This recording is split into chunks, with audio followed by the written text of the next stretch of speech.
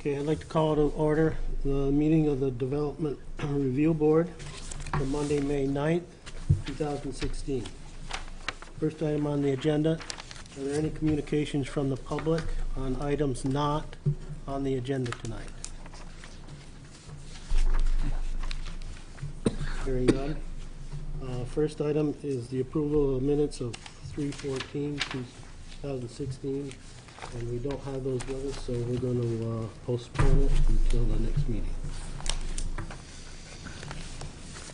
And so the first item on the business agenda is an application by Peter Kirk Broderson and Jan Broderson for a request for a setback waiver. This parcel is located at 379 Mead Lane in the AAR zoning district. Would you like to come up and tell us about your project?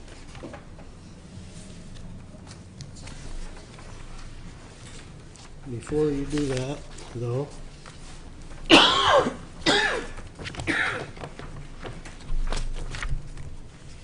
somewhere, I have an oath.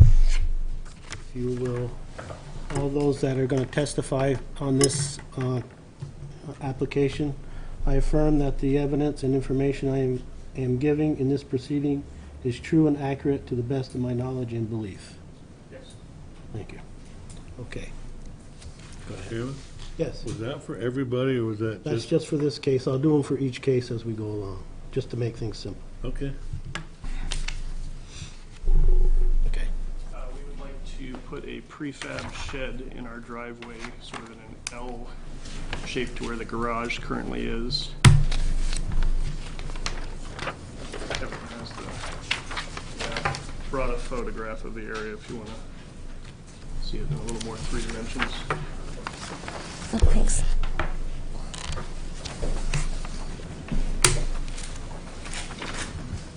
I'm assuming. Yeah. Because it's gravel. It's all gravel, so. Should be on that right side.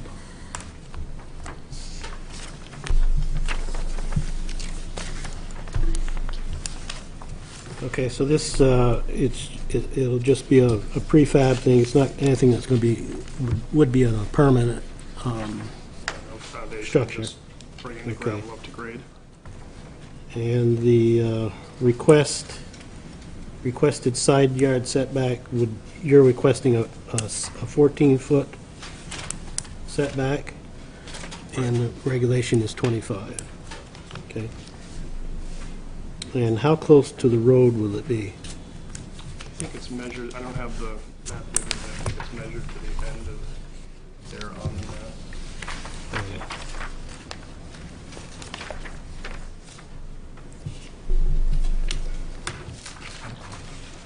As I remember, it was somewhere around 25 or more, because it's 50 feet right now from the edge of the road to the garage. Yeah. 50 feet, so 50 feet? Yeah. Okay. So it's definitely over 25. Okay. Yeah. Does the board have questions, comments? Jen, have any of the neighbors heard or anything? Haven't heard from any abutters, no. Jen, do you have any information that you want to add to? Nope. This is just gonna sit on the ground?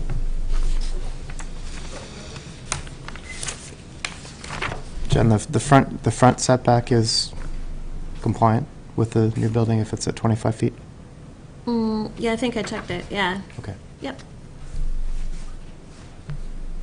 Anything else from the board? Is there any comments or questions from the public? I believe so.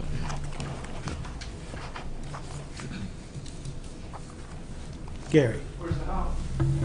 Mead Lane? 379 Mead. No, it's not on the diagram, because it was all driveway we're in.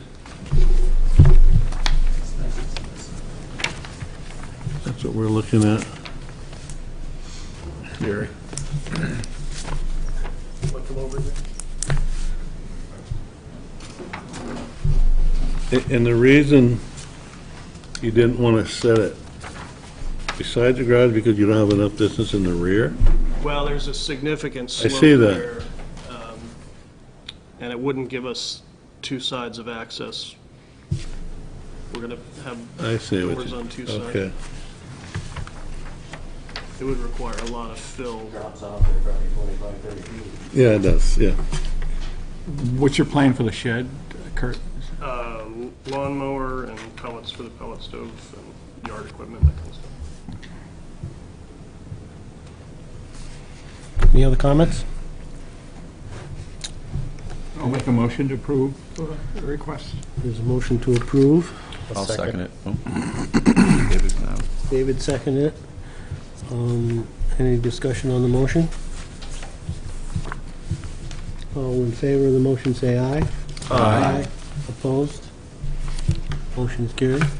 Good to go. Thank you. So Kurt, did you give me a blue permit form on this yet? Just want to make sure. I feel like it was a long time ago.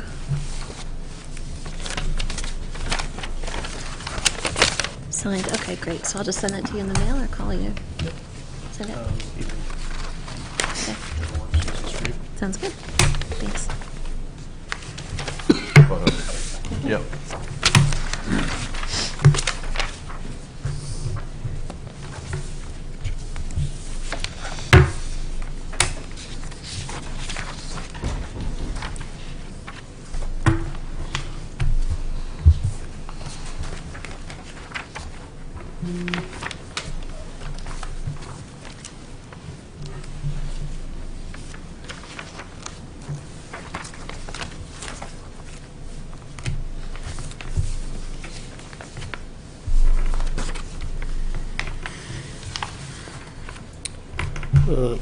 Next item on the business agenda is an application by Mark Trudeau for reapproval of a previously approved subdivision and a new request for a setback waiver. Excuse me, sorry to interrupt.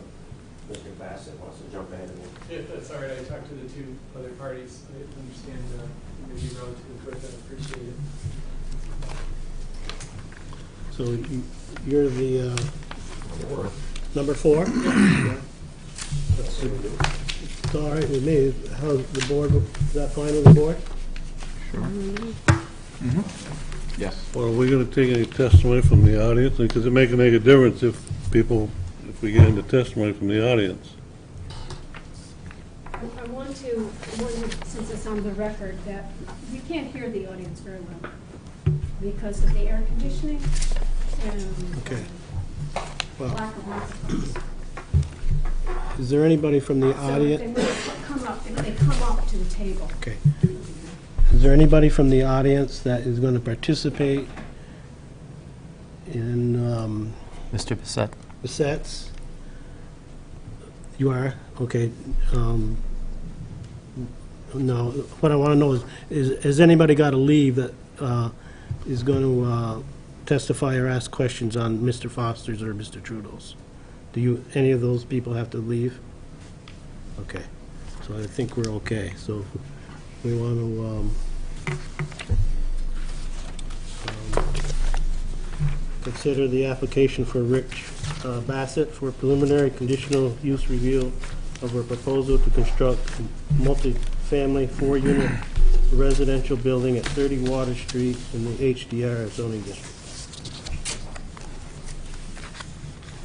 Kevin, Yes. I'm gonna recuse myself from Okay, this item. okay. Reason being is that Mr. Hintonetter is an employee of mine, and Okay. his wife, I believe, is gonna give testimony here this evening. All right, okay.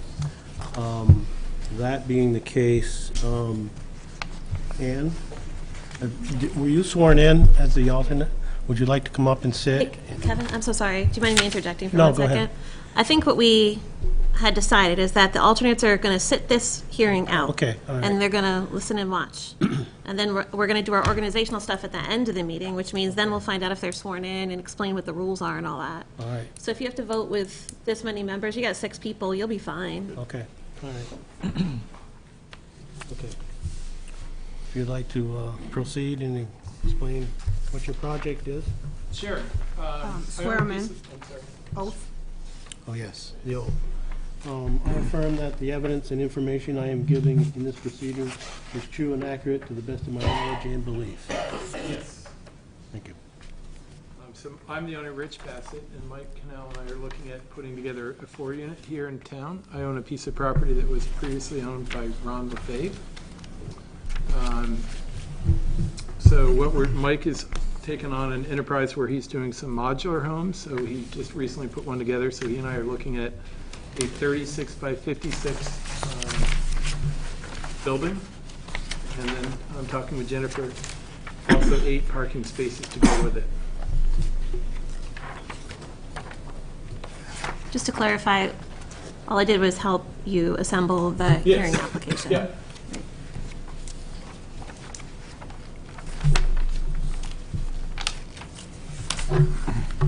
Okay. I might add, this is also a 4-unit modular system. Okay. I think that page, shows you 2 of them. It shows half. Yeah. Yeah, but it's actually 1 unit, right? Correct. Yeah, 4 unit, There's 4 one apartments building, in it. 4 units, yes. Okay.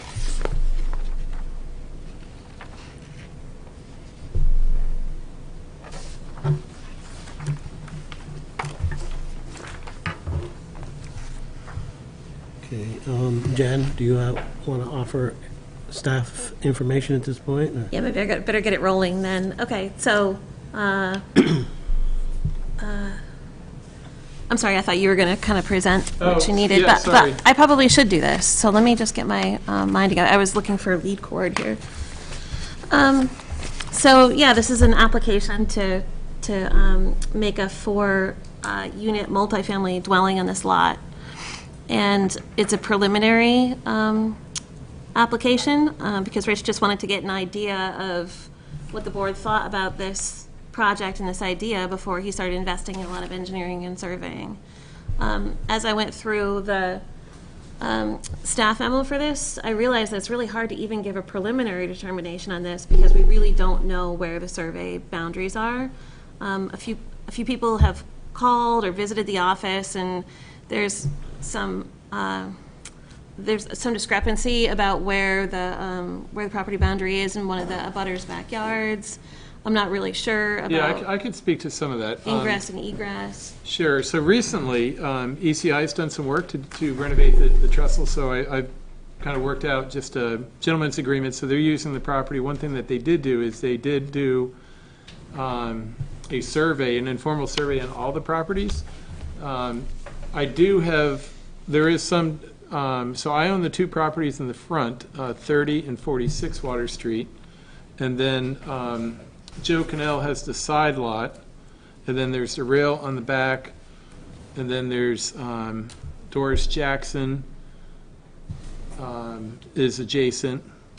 And the Peabody property, because there's a right-of-way. I own the strip that goes off to Cross Street. But there's a right-of-way that they use for accessing their space there. That's from Cross Street. Yeah. Yeah, okay. There has been some dispute on a property line, but that's related to 46 Water Street, not this property. So what can you tell us, do you mind if I just ask a few questions? No, go ahead. Okay. So what can you tell us about the railroad's ownership interest in lot 24237A, this big one here? Do they own a piece of it? Do they have an easement? You said you gave them... I'm sorry, which piece? This one here. You said there was a gentleman's agreement. Is there an easement? Or do they own a piece I mean, of as it? far as ECI goes, I did not charge them anything. They just were using it, I was not utilizing the land, so they are utilizing the land just to work on the bridge, because it seemed to be the best point of access. But there's a permanent driveway there now. There's Oh, it's gravel. not permanent. No, that's not permanent. They put plastic underneath it. They're gonna take all that out when they're done. Interesting. Yeah. That was put in just to get their equipment in there and trucks. So there's no permanent easement or right-of-way No. to the benefit of the railroad No. across your property? No. I mean, long-term, you know, I know that there's some other work, I guess they're talking about doing some work on Yeah, the the on the town. tunnels and things like that, but The town may even use that right away. there's no easement or anything, it was just, I just agreed to let them use the land free of charge, I wasn't actively utilizing. And they just temporarily put the stone down to move their equipment. So there's a really big development file upstairs for this property, which I did not realize until I was putting the staff memo together. And, I couldn't perform all the research that was necessary. That's really the job of a surveyor that you're paying. But I did see references in a couple of the deeds to the railroad. So there's no sort of, other than this right-of-way for the railroad here, there's no other railroad ownership of the property through here. Not that I know of, no. Okay. And then on the lower left there, there is an access to Water Street that there will be no building or no activity there, so that could certainly. This access to Water Street? No, it's- Or even further Yeah, down? exactly, right over here. There's nothing here, so right now, I mean, like, ECI is coming in right through here to do their work over here. The bridge is down in here, but they could also come in through here from Water Street. But they, just because of the nature of their equipment that they're currently using, I said, hey, it's fine, I'm not utilizing the land, you can do that. So, can I ask another question? Sure. And I apologize, these only came up after we initially spoke. Oh, no problem. So can you explain to me this access here and this access here? These are shared accesses with other properties. Like this one is shared with this property. Yes, So I you own can the see- property, but it's shared And this, for both of them, yeah. this access, it seems like you own the property here, but maybe it's shared with, That's right. with those two. Yeah. So what kind of easement exists for those two accesses? Well, long-term, what I was going to try to do is open this up here.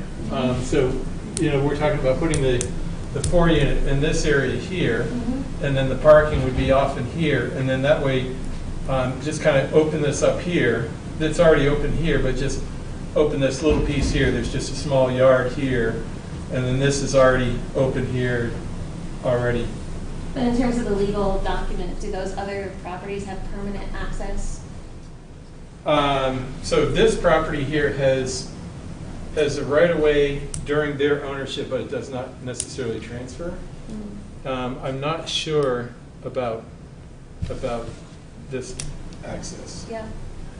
So what I had said to the board is I think before they give any sort of preliminary approval, they should see those legal documents and we should study them. Yeah. And if there is one or both that don't give permanent access, we should really consider rewording those so that we're not creating any sort of landlocked properties or properties without access. We shouldn't continue to expand this unless we're sure that we've done like the basic things of zoning, health and human safety type functions of zoning, which are, access and making sure we have buildable lots. Maybe you might have some history on this one. The only one that I can see would be potentially landlocked would be Joe's property.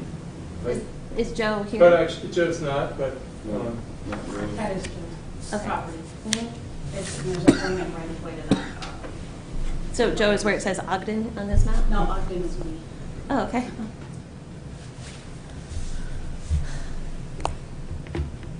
it is a funky piece of land, but. Rich, you said you owned one of those, the third property down? The Yeah, third. so I own these two buildings here. And then the parcel that we're talking about it has this finger that comes through here. And there's a right of way for the Jackson property. And then it kind of just currently stops here. And then it kind of comes up here. There's a finger that goes up here along the track. And there's another finger that goes down here towards the bridge. And then Michelle's piece is here, which is adjacent to this property, but not the subject property, I guess. Okay. At this point, I know you haven't got your plans complete. Where would your main access to this development? So I was looking to put the building here. So either this way or the current way in the backyard, which is through here. Okay. So I thought it would just kind of extend where I would actually use the right-of-ways that I'm providing, I guess, to others, at least in this case here. I'm not currently using that piece, but it seemed to make sense to utilize that.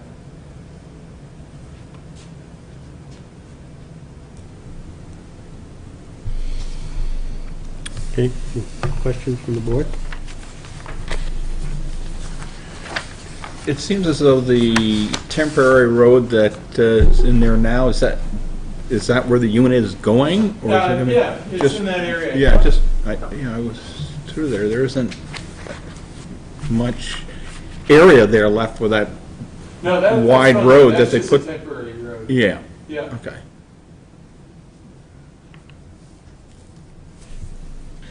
It seems to me that we can't address the density calc tonight because we don't know the acreage for sure, right? So that's something we need to have a survey to pull a trigger on, or to evaluate. But it seems like, if your numbers are right, that it fits. We can't address probably not advanced enough to really address the architecturals, because you don't know where the things are going to go. But we can address this idea of access in terms of where we would like to access this property. And I think there's a pretty big policy issue about whether it comes out, whether this thing is accessed primarily from Water Street or from Cross Street.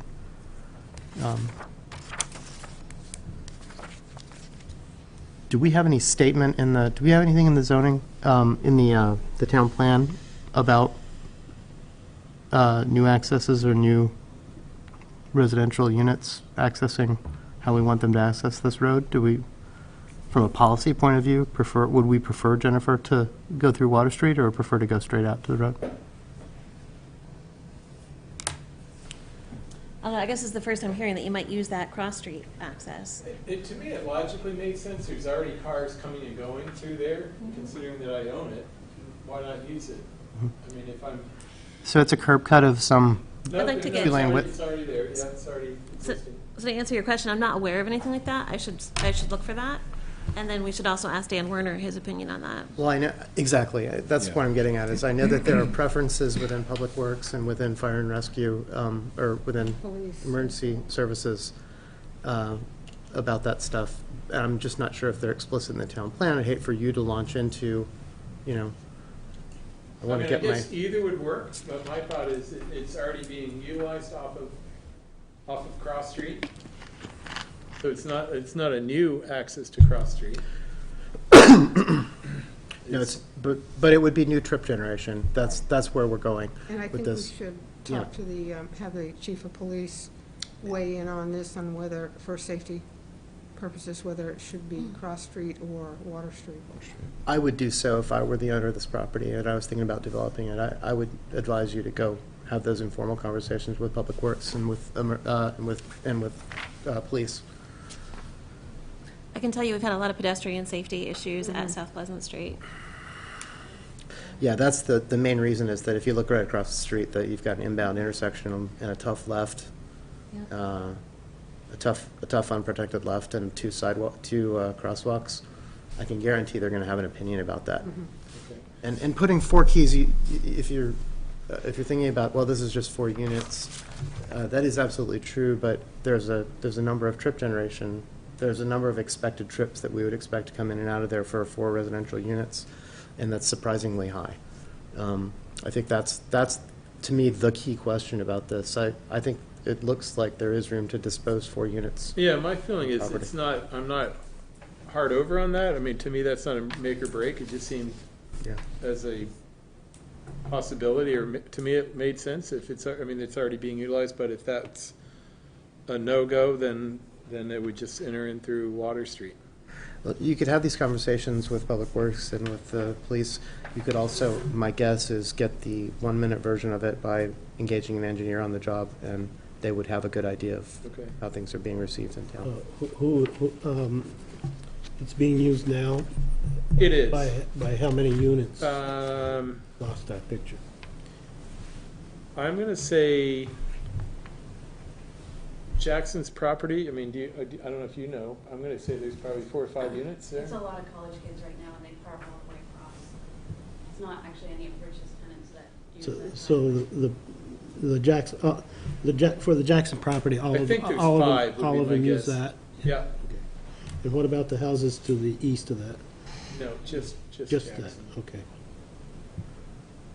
Mm.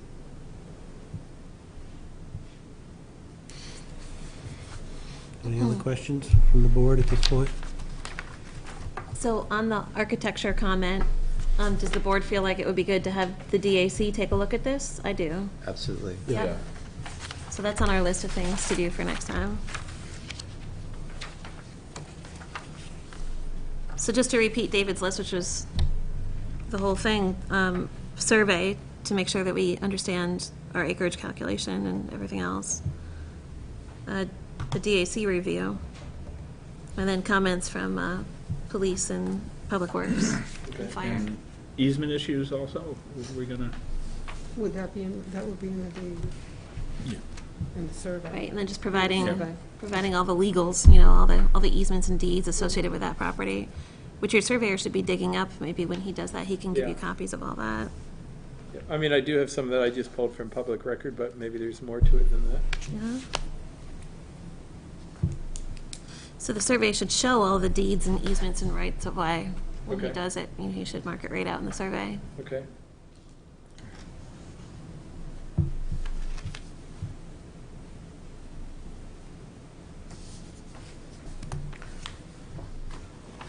Anything else from the board at this point? Okay, are there any comments or questions from the public?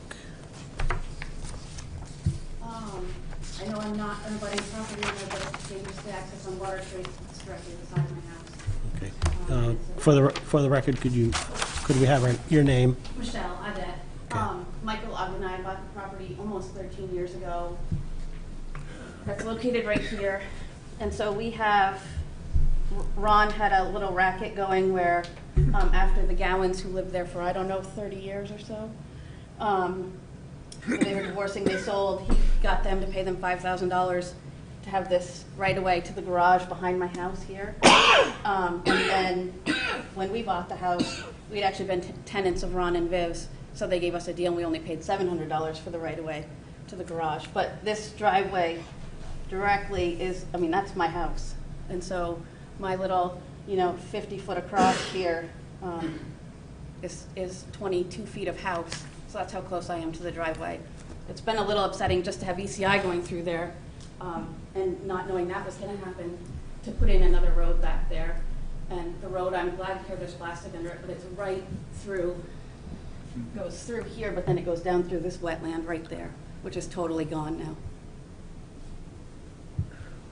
Okay, what is I'm the, not sure if they actually go through quote-unquote the wetland. It goes all the way down the track to Water Street at the Right, but it bridge. might be part of their property that's between the rail and the, and that yellow line. I can't say for sure it's not. Yeah, it just looks like the wetland goes all the Can way I, around. can I clarify an issue, Jennifer?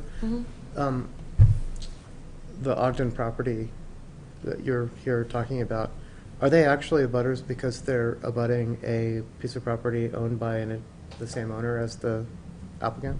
I mean, my feeling is it would be independent if I sold the property to anyone else. It's not an Usually abutting it passes property. through. Usually it passes through too. I mean, a lot of zoning, I don't know about ours, but a lot of zoning it passes through. So I that have to know so that you that don't buy a building ring of property. property around yourself and get rid of abutters. Are you talking about who's in a butter for the purpose of like a butters notices and things in the Yeah. mornings? She said she's not in a butter. I didn't know if that's accurate.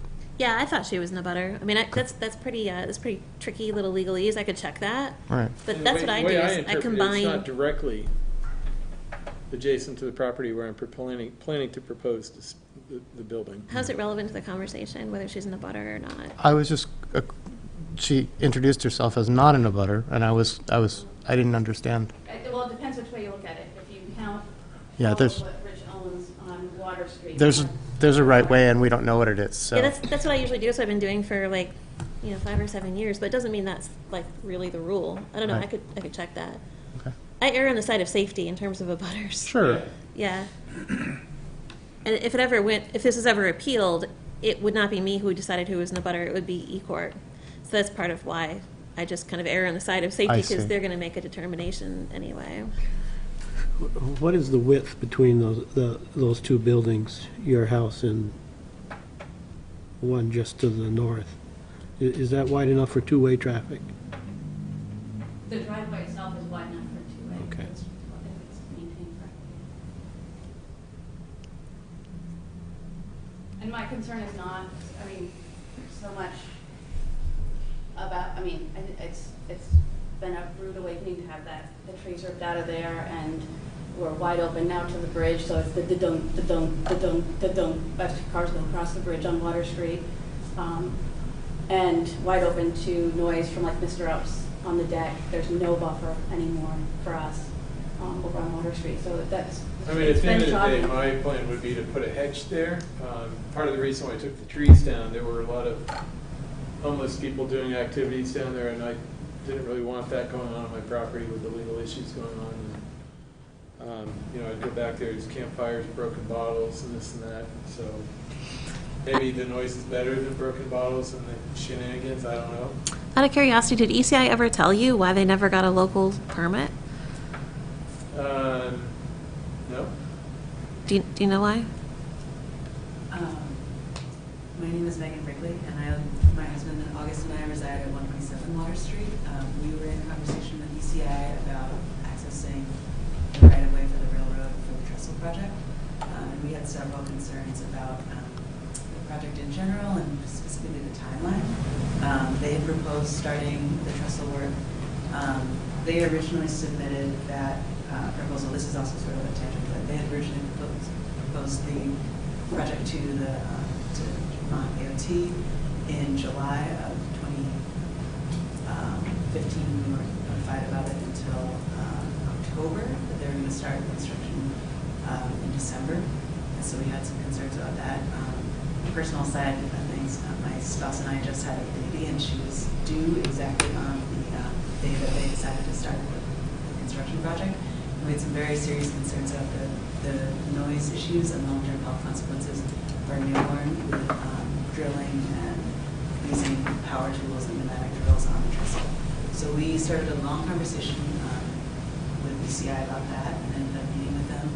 And I believe my neighbors, the Morses, also were in conversations as well. And we did not give permission to ECI to access the trestle from our properties, hoping that we would be able to engage in further conversation about the timeline. And before we were able to resolve those conversations, ECI had redrafted new plans, had not shared them with us, and I think had been speaking with Mr. Bassett in the meantime. So we were informed fairly abruptly that permission had already been granted and that they were already starting the project. So in terms of our small community and neighborhood dynamics, I think that we have our little Water Street community is very small, and we are all very closely knit. See each other. We all spend a lot of time walking and talking, and it was quite a surprise that both the permission had been granted, that the trees were going to be cut down, and that road was going to go in, and that in our house as well, there's full access to the bridge. I think it's nice to hear that there might be a hedge that would be replanted, but the trees that were there were over 60 feet tall, and it created a really substantial sound barrier, especially when the leaves were on, from the road noises. And a hedge, it would take decades for, well, a hedge wouldn't, the noise is coming down from the bridge. So, But I guess we're looking at your property. I don't think there's were there trees between your property and the bridge? And I guess one question, I have been there personally, I don't find it that loud. Have you noticed it to be loud? Yeah. So my husband works for the Middlebury Police Department nights, tries to sleep days on Water Street. I will give anybody a room for a day to try to sleep there. So the of the bridge, and then the shaking, like vibrating of my windows. And granted, my house was built in '29. I get it's old and it needs new windows. But my windows shook when they were doing the work on the trestle bridge. And I'm across from Mary Johnson, and the trestle bridge is down at the other end of Water Street. So it has a significant impact on our neighborhood. It really does. So just for the record, ECI never came and got a zoning permit for me for that road. Okay. And I don't know why. I don't know if they think that they're exempt from local level regulation, That was the nature of my question, was to Yeah. drill down to their logic. No, I'm not sure. I Yeah. mean, I guess from I'll my follow up with them take on it, directly. I thought it was for the public good for them to repair the bridge. But certainly wasn't trying to stir the pot. I just thought. I don't think you did anything. Yeah. I just wondered if he'd mentioned anything to you, just out of curiosity. There has been some change of management there, I think. No, George Shortsleeve was the person I originally. Is that who you talked to? Okay. But I'm not sure if he's still there.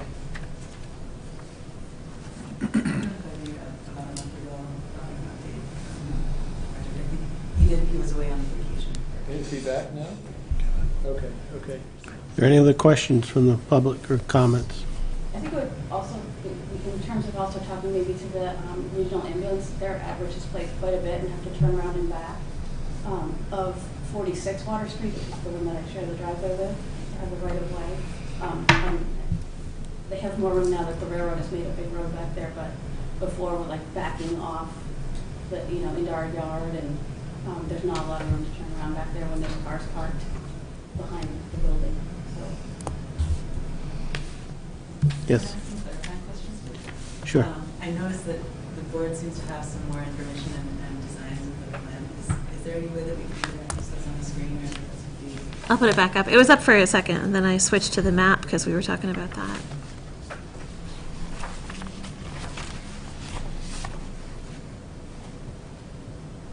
I guess it is in the preliminary phases, but when I read through the town plan, I wonder about some of the goals for housing in Millbury. And I think that in a lot of ways, this development would satisfy some of the goals for housing in Millbury, in that this is an in-town central location, and it's developing within the town area, not periphery. But I do wonder about some of the points about increasing the rate of homeownership, attracting and retaining middle-income residents, and any smart growth principles that might apply to the construction.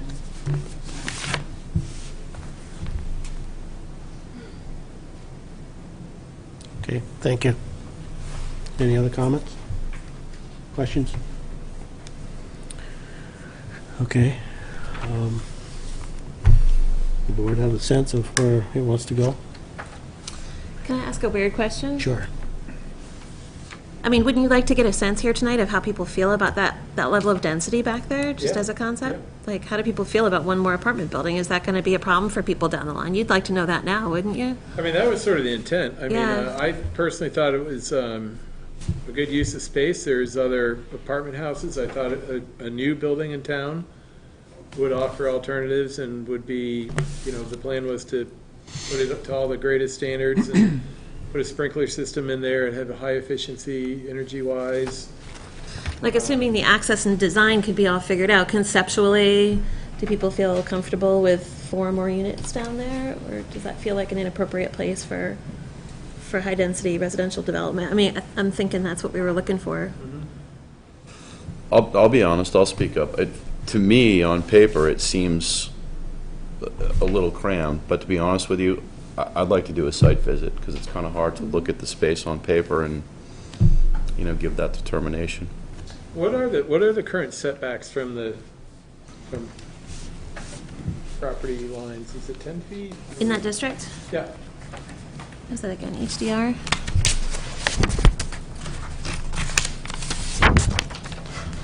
Anybody have the staff memo up with the zoning district? Excuse me, the zoning district boundary between HDR to the south and VRC to the north runs along the rear. Thanks, Rick, I property. remember now, thank you, that's awesome. So the majority of the property is located in HDR.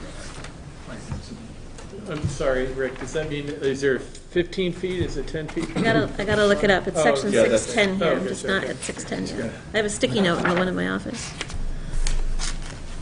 There we go, 620. So the side setbacks are 15 feet there. Rear setback 25.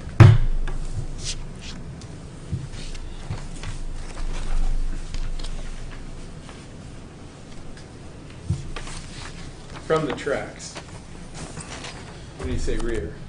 Yeah, it's from the property line. So I guess that's something else that I would get the board's help on. It's always so arbitrary. Like, what's the side? What's the rear? I can probably figure what's the front. I don't think there is a Yeah. front here. We'd have to think about that. But you got plenty, it looked like you had plenty of room here when we were Yeah. I think scaling so. that out. What's the total acreage? Do you, It's just over an acre, 001. This is what I pulled from the map downtown. So it's 1.001 is what's on the map.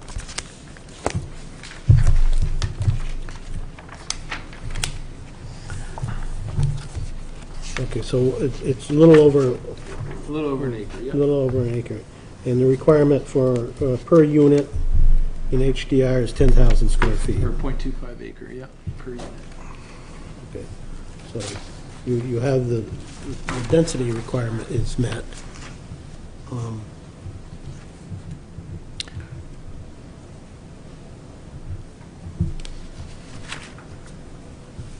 For the purposes of yield, is any of the property removed from the area calculation by being Class 3 wetland? Or do we do a gross property line area? Correct, the latter. So to my mind, I mean, at this level of design, which is not much of a design, at this point, the question is answered. I mean, you fulfill the HDR's density requirements, am I right? But there's a discrepancy about property boundaries. If the boundary is where you're saying. Well, just to clarify, I think the only discrepancy for property boundary is against 46 Water Street, not this parcel. Is the property that acre necessary in density for 30 Water Street, which has 3 units?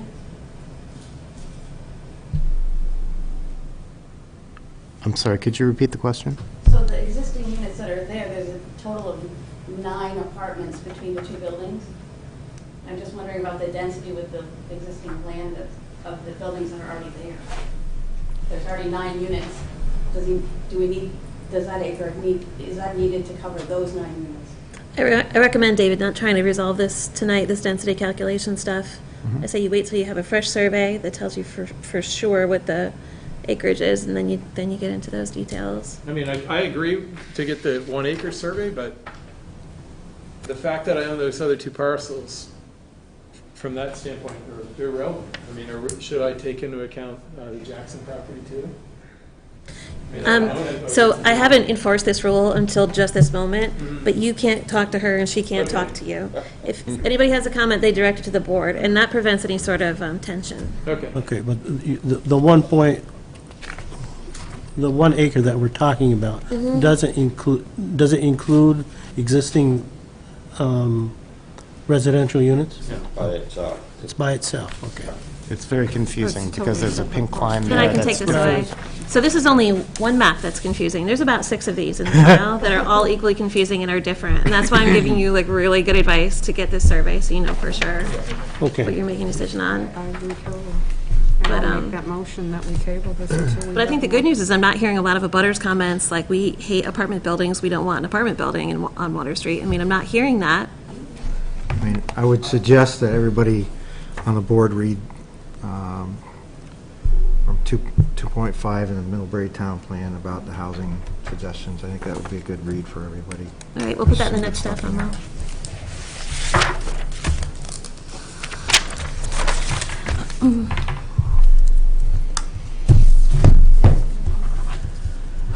yes. I'm Maureen Morris, I live on Water Street. I'm not sure, when this butter thing, I'm not sure what we're considering the route down the other end of Water Street. Can you give me your name one more time? Lorraine. Lorraine Morse, Lorraine okay. was talking about anybody not wanting more apartment buildings on Water Street. I definitely. So anybody who's here tonight, even if they live in Arizona, can say something to the board. It doesn't matter if you're in a butter or not. Definitely prefer not to see another apartment house down in that pretty congested section already. Okay, Any particular reason that'll help us? Well, just, you said it sounds like nobody cares about apartments. I know what I said. So if you don't want another apartment building, you don't want to look at it, you don't want the lights, you don't want the people, you don't want the traffic, is there anything that you can use to help us? All of the above. That's pretty busy street as it is. I'm going to not talk for the rest of this hearing, but you got this. I'm making things worse. I'm sorry, Chair. okay. Ruth, you had a... I'll make a motion, we table this until we have more documentation that we've requested. Okay. think that's all we're gonna get out of this one for you. Thank Okay. you for coming, It though. sounds like the key thing really is just to get the survey to show that it's 1 acre plus. It does meet the initial, assuming it's accurate, the 4-unit meets the guidelines, and then it's a matter of,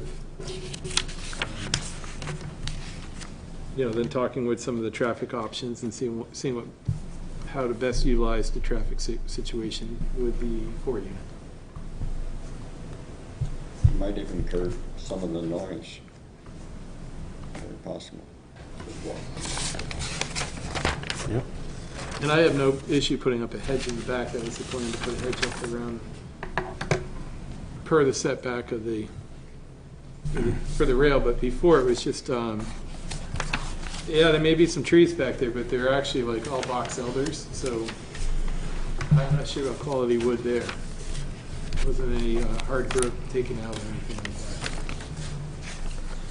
that. Okay, I'd like to second Ruth's motion. okay. Been moved and second. Further discussion on the motion?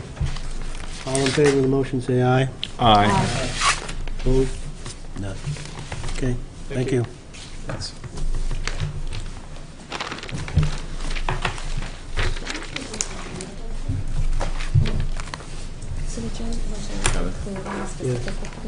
Question from the... Yeah, before you present it to everybody, okay. Sure. Sounds So good. for, is the board able to receive emails or further documentation or images or? Well, there's really, right now, Yep, nice to meet you, thank you. yeah. It sounds like they're going to reevaluate. Yeah, are you on Get the some computer, information like that do you have we internet want, and all that stuff? and then they'll make a formal application, and then you can respond to that formal application. As long as you have you signed in, we'll have your address, and we'll make sure you get the information that, as it comes in concerning that project to you. And in terms of the normal. Sure. Okay. Thank Oh, and your name? Notification about hearings or meetings? Well, it's warned in the newspaper, and it has to be a certain amount of days. Jen, the warning in the newspaper has to be how far in advance to the meeting? You guys are getting into all these little legal details here tonight. Man.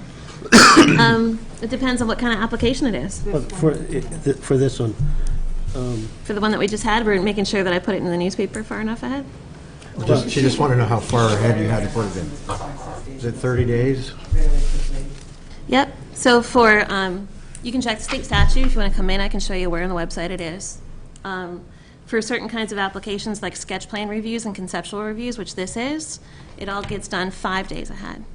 Now, if it were a final or a conditional use review or a subdivision review like that, then it would be 15 days ahead.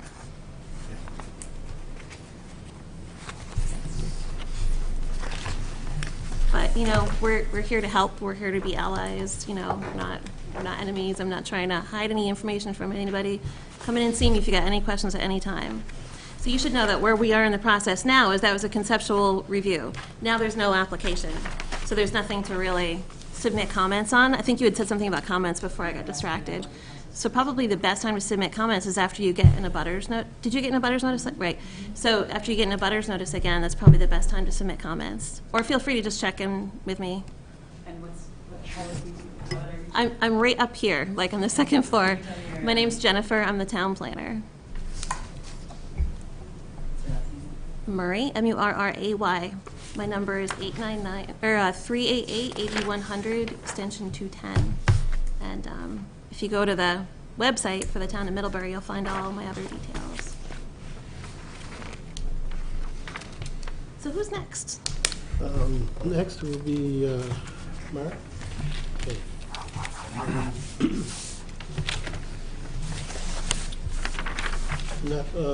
I'll just repeat this. An application by Mark Trudeau for reapproval of a previous approved subdivision and a new request for a setback waiver. This property is located at 2880 Route 7 South in the AAR zoning district.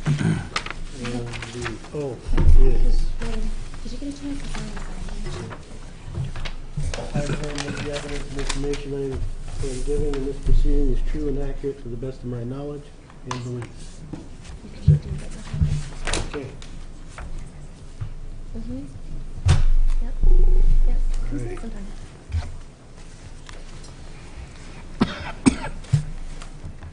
So Mark has two applications before the board. Which one are we discussing first? Reapproval. You want to deal with the 1 acre first? That's the, For the storage units? that's not for the setback waiver. Is that the one? Yeah. Okay, that is the one, okay. All right. Would you like to explain to us what your plans are?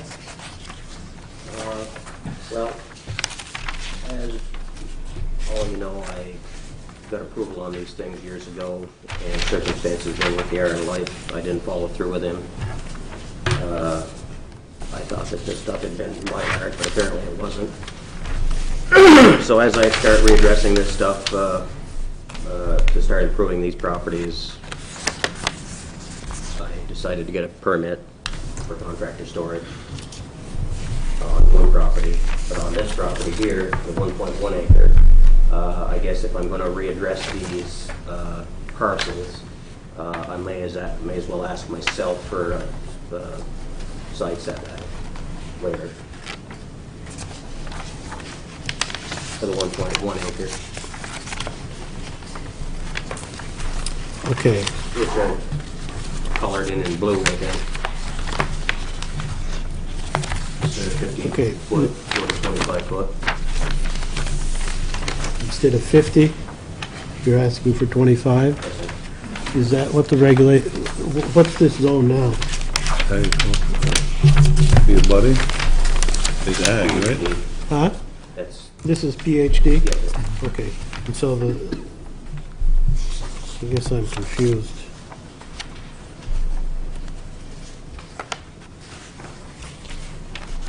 The setback.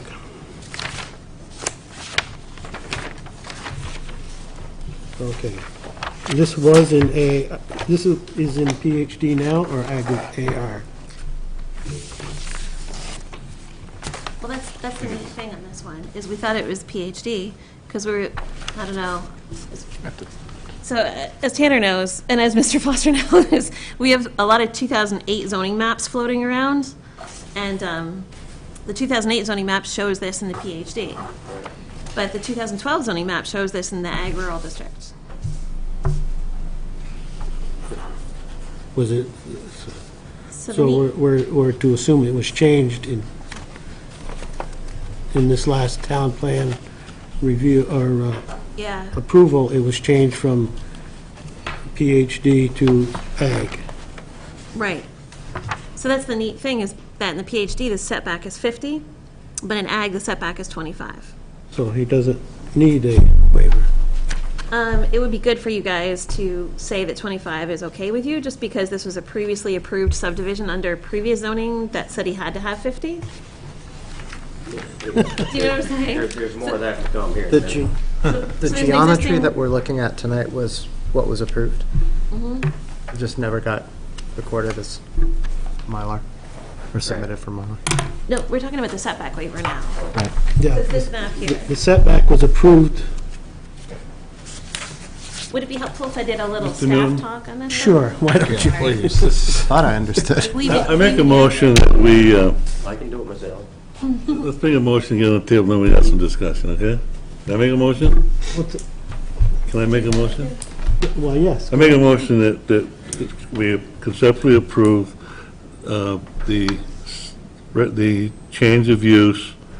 Now, is it really a change of use because his original permit says one thing and then the zoning changes, so. Let me ask you a quick question, I'm sorry. Which one are you on? Does your staff We're memo talking the say? 1 acre. We're dealing with the 1 acre. 1 acre. with Does the the staff side- memo say side setback waiver on the front? Yeah. Okay. So with the new regulation, he doesn't need a side yard, he doesn't need But a you waiver. said you wanted to make a motion. Now you're asking questions, so let's ask. My motion is conceptually approve the zoning request for Mark Trudeau on tax parcel 008140.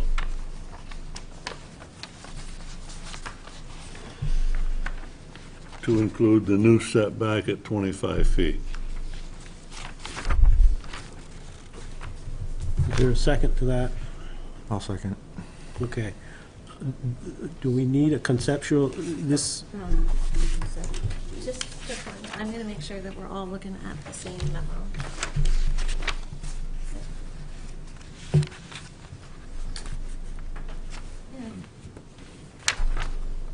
think Don So thinks you- Don's so talking you about guys this need to one. be looking at this memo if you Yeah, wanna look at right, the same. right. Don's talking about. Yeah. you guys the are other in a one. We're different talking about application this one than up those here, guys. right, yeah. So this is the application that Yeah. everybody else. Right here. Yeah, yeah. Yes.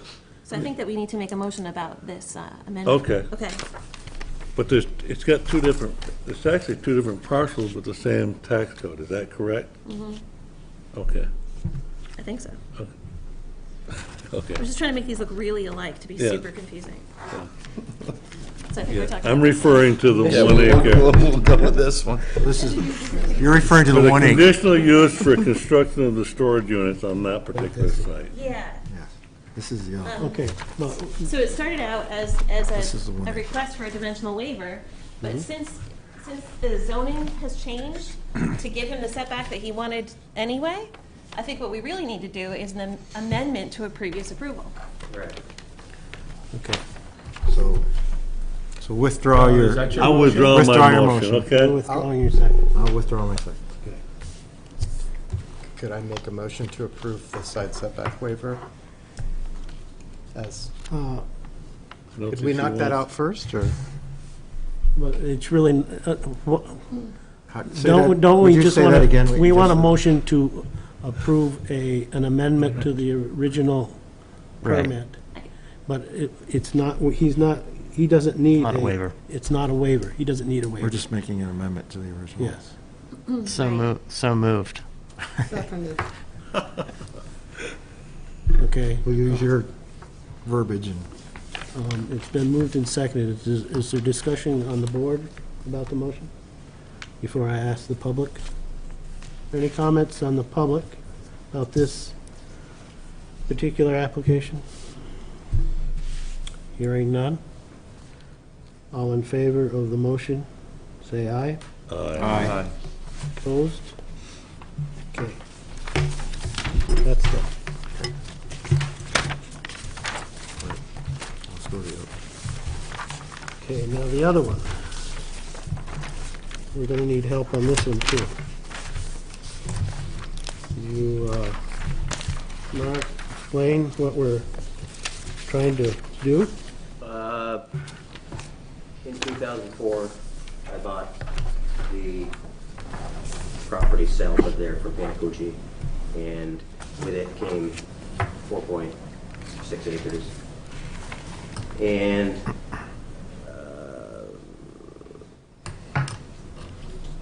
yeah, a number of things have transpired since 2004, and the final approval was based on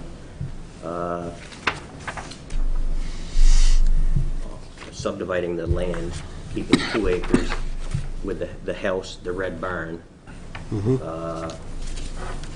a continuation of use grandfathered with the antique shop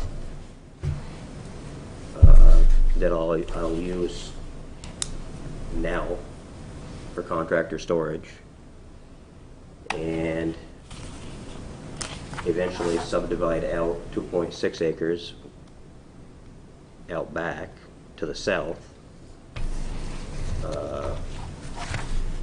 which will, the septic system, the replacement septic system will be on. A two-bedroom house was approved, and a attached garage, and also a separate structure, I believe it was 3 bays garage on that 2.6 acres.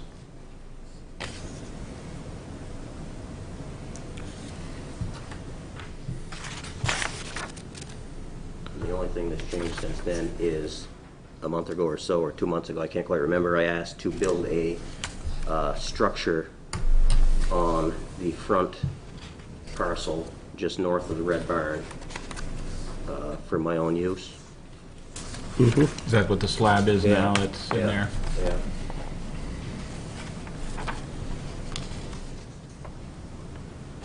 To the best of my knowledge, the only thing that may change in what you see as far as the schematics is the right-of-way that will take whomever out back to the future house. And that will change how? Well, I could sweep further north of my new structure, or eventually I'm gonna remove the red barn, and it could go straight ahead. I guess I'll do it this way. I don't like playing what ifs, but, so this is just a proposed right-of-way. That's what was approved. Yes. Okay. Since then, I've put a building here, or I'm in the process of it. So this may go closer to here and out around, or when I get this done, I, at some point in life, plan on removing this red building, at which time, you know, this driveway could go more direct to this house. Okay. So I didn't Mark, realize there were going to be changes to the plat. I apologize. I didn't know that there were any changes. I thought we were just kind of reapproving an existing one. Are you going to have Tim Short do it up again with different stuff? But with this new structure on it. All right. And the new structure is, the new structure is 44 feet away from the red building. So, I guess how definite do I need to know this right away? I mean, do I definitely need to tell you that it's gonna go like this, or do I definitely need to tell you it's gonna go like this? How important is that? I mean, not only do you need to tell us, it needs to be on a survey. Do I know that? Okay. So I feel a little, little embarrassed because this really shouldn't be before the board if this isn't the survey they're supposed to be looking at. If the survey is going to change. This survey was done in 2009, and since then, 2 months ago, I got a permit to put my storage building. but this isn't going to be the final survey. That's correct. And that's what we should be dealing with, is the survey should represent, the survey that you present to us should be the one that we would be dealing with. Right.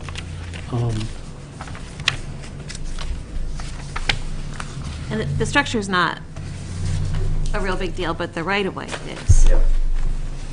Yeah, and where it is, I think makes a difference. So in those notes, you'll find that I'm permitted for a 100-foot structure that I'm not doing today, from the existing building over past. Permitted for a 100-foot structure, and then was the right-of-way. Since then, I've 2 months ago put this storage building in. So the right-of-way, Is that 100-foot structure going to be built at some point? yeah, Okay. And that was approved at the, yeah.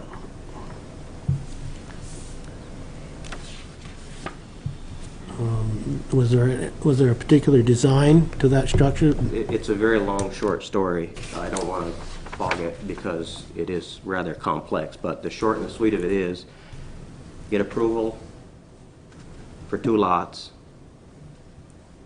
sell or build the house to the south, at which time it gets subdivided, and the septic flows are divided up in between the back and the front parcel. At the time that subdivision is done, the flow will be altered for the front structure to 2 bedrooms or 1 bedroom and 15 employees. But that's a whole different day.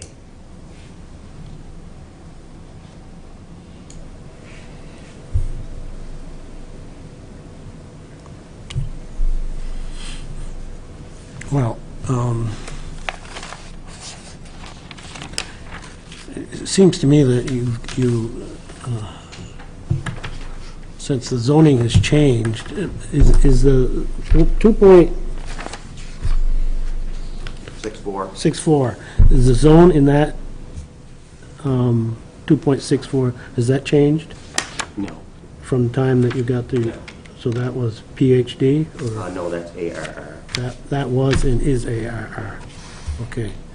So that would just be a single family? Correct. Correct. 2-bedroom. Okay, but you would want to you want to subdivide it now? I want an approved subdivision. You have to be very careful when you're dealing with septic rules and regulations with the state. I'd like an approved, I'd like a reapproval on the approval to subdivide that property. Well, yes, but before we can approve a subdivision, we have to make sure that that piece, that can be sewered. We have to have evidence that. It can and it has been sewered, and yes, it's been filed with the state and the town. So, my question is, I'm sure we get this right out, on page 2,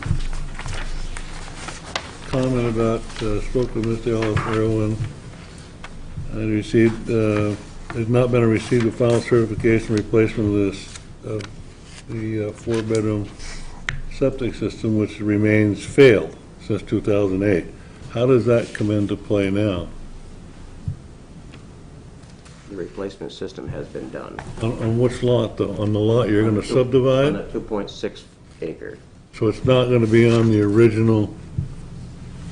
The original is, So you're going to take 4 acres and divide it in half. Where is your alternate plan going to be on the number 1 lot? septic is the artificial mountain that you see driving by.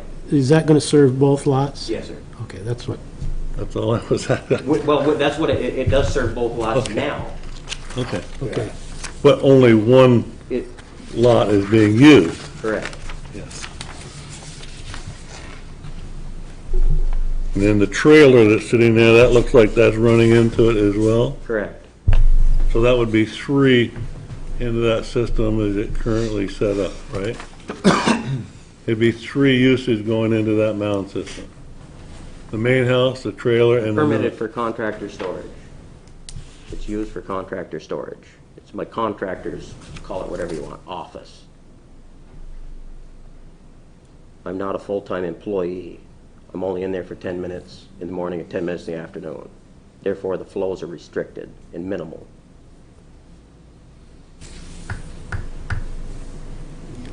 You mentioned the other lot. What, you mentioned 15 employees. Where does that? Let's not go there yet. Well, I don't know. You mentioned it. I'm just. I shouldn't, because that's future. Okay, well, the point is, if that's something that you're thinking about doing in the future, Right. you'd want to make sure that you have the capacity to have that many people. Well, that's how the calculations are made. It's all based on 490 gallons. I'm going to steal two bedrooms for the south lot, 2.6, and that leaves whatever the hell the difference was, 210 gallons, which is the equivalent of 1 bedroom. Okay, to get to 15 employees, are you going to be changing the use of the piece of property? It's for office space, which is minimal sewage usage.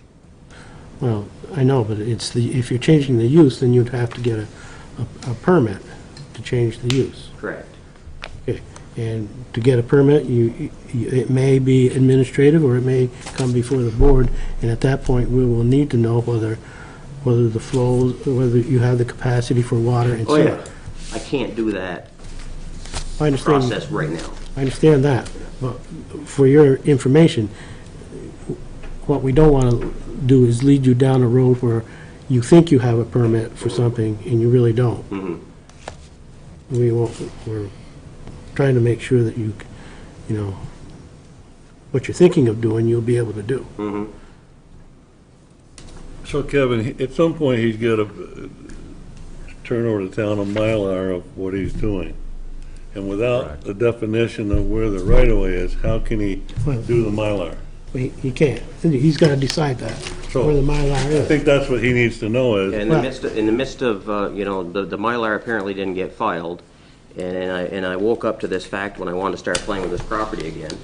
So, in the midst of that, bringing this to the board's attention, I filed for a permit for my new building, at which time it seemed like an appropriate place to put the building. Therefore, it has moved my right-of-way, which is a proposed right-of-way at this point. So my building has been approved. Now, I simply on Mylar need to move the right-of-way to the north. So- If that's what you'd like me to do, so- or of course I can move it to the south of the red building. Okay, so you have two options, and you're wondering, you'd like to know what our, Opinion is, yeah, On- what we think we might want. yeah. Right. Can I ask a question really quick? Sure. So I remember when you came and got the permit for the storage shed. Yeah. And we were looking at figuring out a way to fit it between the setback and the right-of-way. Yeah. Didn't we fit it that day? Yeah, but it was tucked way too close to the west boundary. Mm-hmm. It didn't give proper setback or egress out of this building to the northwest or the west. So I remember drawing a rectangle Yeah. on the plan, and it wasn't within the right-of-way, and it No. wasn't within the setback. No. It's just that you can't get out the door. Correct. And Okay. I went and talked to the surveyor, and he's like, this isn't proportioned properly. I just wanted to make sure that it was built the way we had it on the permit, because if not, we should change the permit application. Yes, It was built the way it is, it was shown on the permit? yes. Okay, all right. And is it still a storage shed? Because that's what the permit says too. Okay, it's not an office. Do I have to say it's an office? I think it's important maybe for the board to discuss I'm a it since we're all, contractor, and since I we're all do need an here. office, so yes, there'll be an office there. Okay, so that means that the use of that front parcel isn't an antique shop anymore. It's an antique shop and a contractor storage yard? Still. It's still a continuation of use, grandfathered in. How long has that been going on, that use? What? The contractor storage yard? You said it was a grandfathered use, right? I'm No, not trying to put you on the spot. No, the antique place. Oh, yeah, that's been grandfathered forever, right? Right. But then, would Is you that say what there's it, a- that, I'm sorry, is that what it's being used for now? Yeah, Not right at this time, no. well, no, so how long has it been not, what's that building being used for now? Contractor storage. Okay. And that's for how long? I don't know, Okay, well, 2009. So in the ag district, contractor storage or yard, contractor storage yard and/or shop is a conditional use in the ag district. So it's an allowed use in that district. I don't, so that would be a conditional use, so that means I couldn't approve it administratively, but the board could. So when you come before the board, we should probably just bundle that with whatever application you're bringing in for the survey to get that zoning, it's really a zoning violation, to get that cleared up on the front lot, so that on paper, you're a contractor storage yard and/or shop on the front lot and an antique store. You can have multiple uses on the same lot. Right. That would be my recommendation, That's hearing fine. what I'm hearing tonight. There is, go ahead. is that front lot in the same zone as the back? Yes. It's all ag now. Yeah. So basically, he needs to come in with a different survey showing the egress and from the back lot. Is that what's gonna happen? For the conditional use approval we were just talking about? For the house in the back, 'cause you gotta have that now. That's for the subdivision, So- Right. so that's different. That now or not? Well, the right-of-way that he shows on the survey that he files in the clerk's office has to be accurate, has to be the accurate location. So if that's moving, because that's what you said, right, Mark? Is that the right-of-way would shift over? That's since this new structure has been put Yeah. in place, yes. It would make sense to me that right-of-way just be moved to the north, Right. rather than in between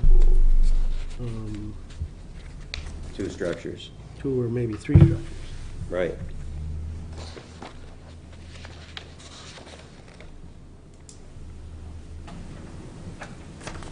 Board have a comment on where the right-of-way should be moved to? I agree, Kevin. I think it should probably go to the north.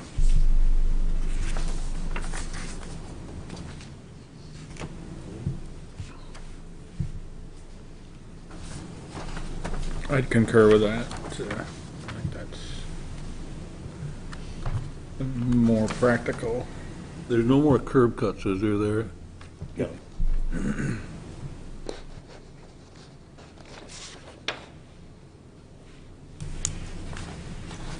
Okay, now, have we, are we cleared on the sewer aspect?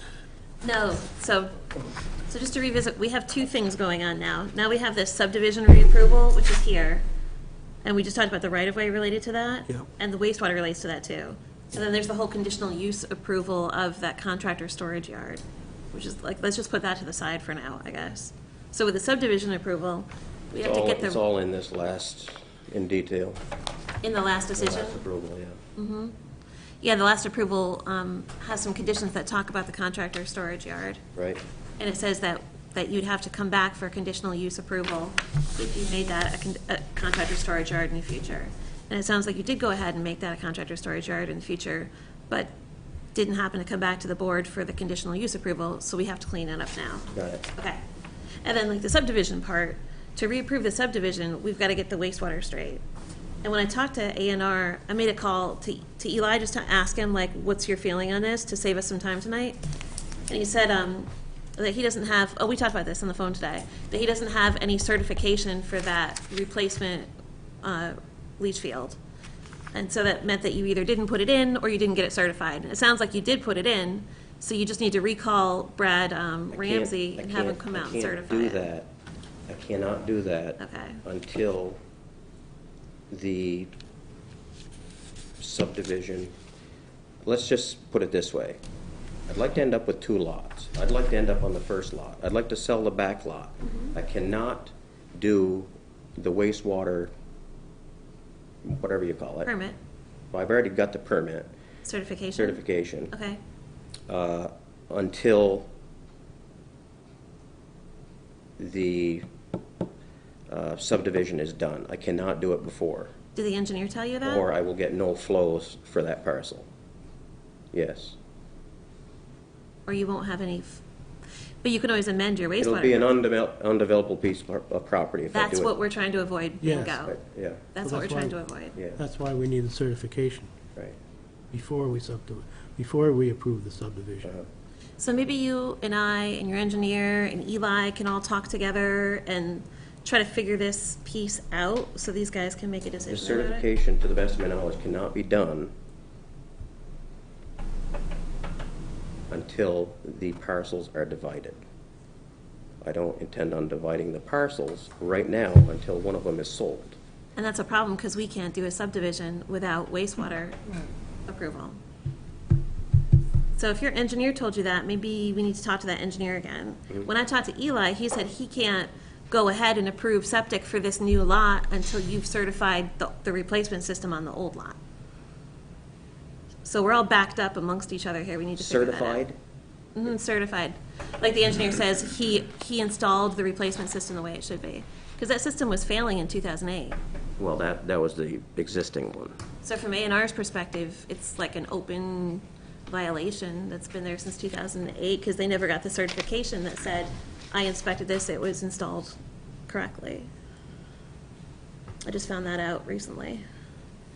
Okay, So the certification is what we need to approve the subdivision. okay. And we have to have it before the subdivision, before we can subdivide, or before we can approve the subdivision. So spell that out to me again, because I thought it was, what I was doing was clear. So, I need the certification from the state. From the state, No, well, no, you need I'm sorry to interrupt you. You need an approved wastewater permit from the state that deals with that new lot, that says that new lot can be served by wastewater, and we, the state, approve that. I cannot do that.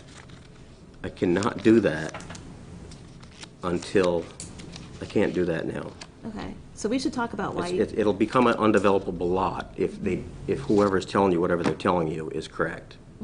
Whoever's telling you that, it's not correct, but I won't say that. Does this make sense to you? No. If I certify that system, it will all go as one lot. I want it to all go as one lot. If you certify the system and say, yes, I installed this replacement system that was overflowing in 2008 for this antiques house, then A&R won't amend that permit after that to give you flow for the new lot? To the best of my knowledge, no. But Okay. that was then and this is now. When that was information that you were given recently, or?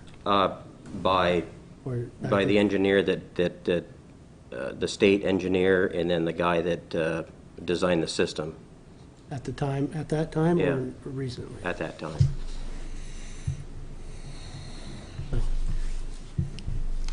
And the DRB's in a pickle because they can't create a lot without being able to prove that it can be served by wastewater. So they rely on the state to tell them that because we're not engineers.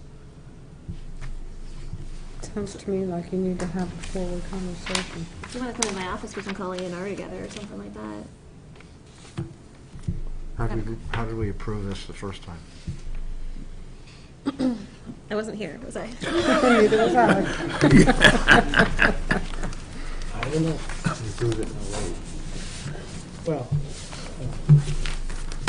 I guess it was approved pending certifications of getting the permit. I would assume it was approved pending a permit.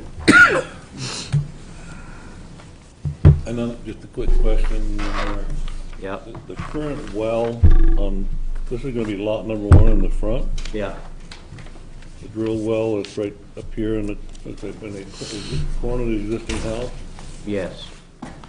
So where would the well be on lot number 2? Sky's the limit. For anywhere? Yeah. Even if you had to do an alternate sewer site, would that restrict you as to where you'd put your well? No, the sewer's already done. Right, but they're gonna want an alternate. Say this one fails, they're gonna require you to have an alternate site for a septic. Right? I missed the If he beginning. subdivides. That's the thing of the past. I don't know what they do in terms of replacement septics these days. I Well, don't the keep up on septic the A&R system rules. currently is already in lot number 2. It's not on lot number 1. It's on both. Well, not the way you've got it separated. It looks like there's 1 lot and then 2 lots. So it looks like the current mound system is on lot number 2, which is right adjacent The mound to, system itself is on lot number 2. right, Yeah. right. So there's no septic system on lot number 1.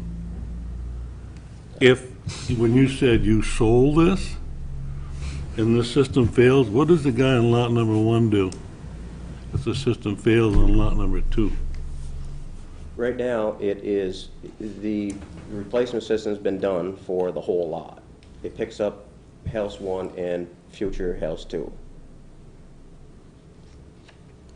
I'm not arguing that. Yeah. What happens if you decide to sell lot number 2 and the system fails on lot number 1? What is lot number 1 going to do for sewer? Apparently, there'll have to be an agreement made up, wouldn't there? That might be something you might want to think about.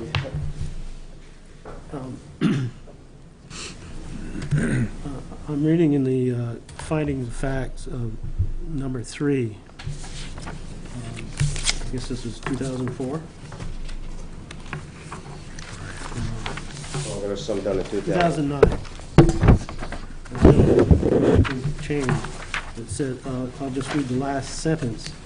The zoning administrative office has ruled that this wastewater disposal replacement by itself does not require a Middlebury zoning permit and may be commenced at any time subject to permitting by the Vermont Agency of Natural Resources.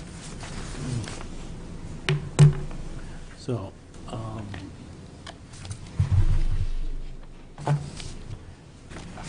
I guess our rates have changed since that, and that's So all that means is that if he wants to dig up and replace his wastewater system, he doesn't need to get a permit for that excavation work, that he can just do that. Oh, okay. Yeah, he just doesn't need a permit for,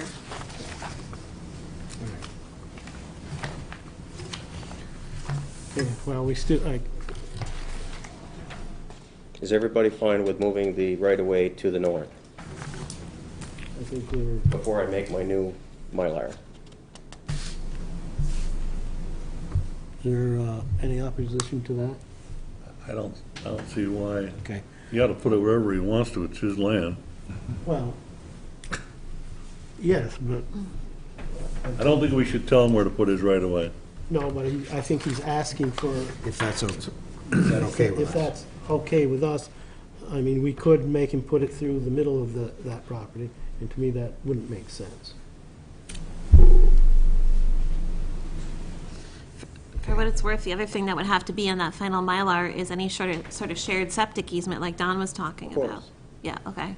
It So- is on there, it's just I'm not, I mean, it's apparently didn't get, I mean, It's not- you guys have that. I was just trying to save you money by Yeah. thinking it might be too early to hire Tim Short to do the survey until you've got an engineer hired who's doing a site plan and submitting that to A&R and doing all that, because A&R might kick back the site plan and say, hey, engineer, you need to move the septic over here, No, or so that's something all like been that. done. That's already been done. All that's been done. Right. Okay, so, we're gonna move the right-of-way to the north. Everything else will remain the same, and you'll confer with Jen for the certification.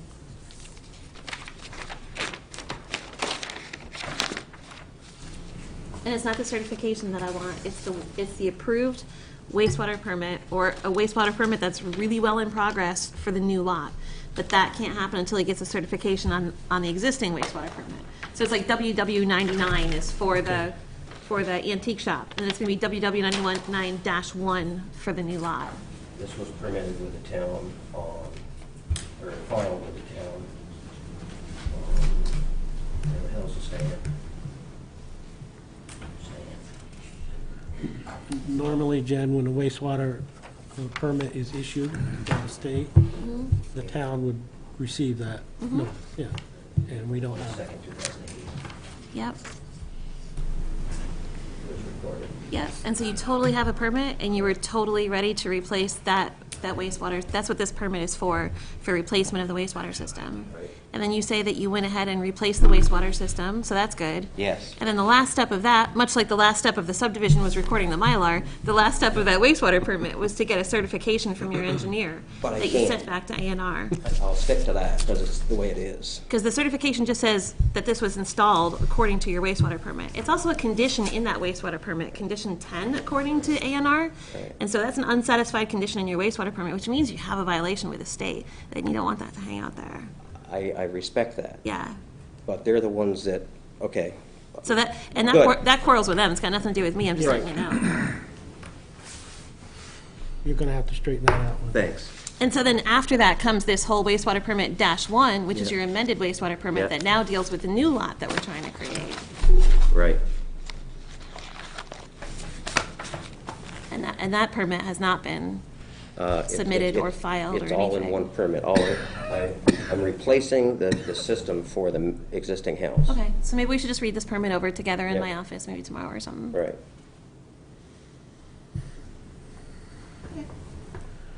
Okay, what do we need to do for a motion?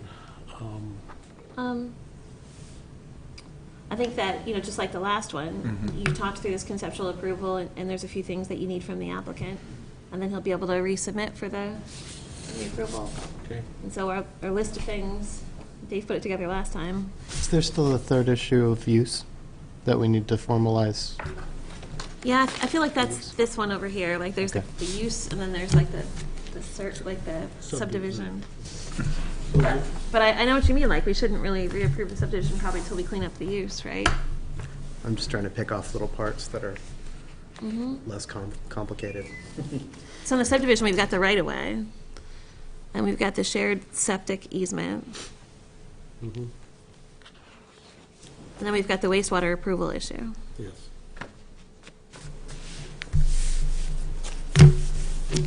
And we're not changing the existing curb cut on Route 7, right? Correct. Okay, good. Can you think anything else that we need to really square away for the subdivision? No, not for Okay. the subdivision. Do we want to talk about the conditional use as a separate motion? Yeah, I think we should have the Okay. motion, conditional approval as a motion for the, So I think that you need to make a motion relating to the subdivision that says that he needs to provide those three things maybe before you make your final decision. And I'm not trying to lead your thinking. If you disagree, tell me. yeah, No, I think no, so this will be a conditional approval on those 3 items. Yeah, I wouldn't do any kind of approval. I would just Okay. say this is what we need to All right. have a complete application for consideration. Okay.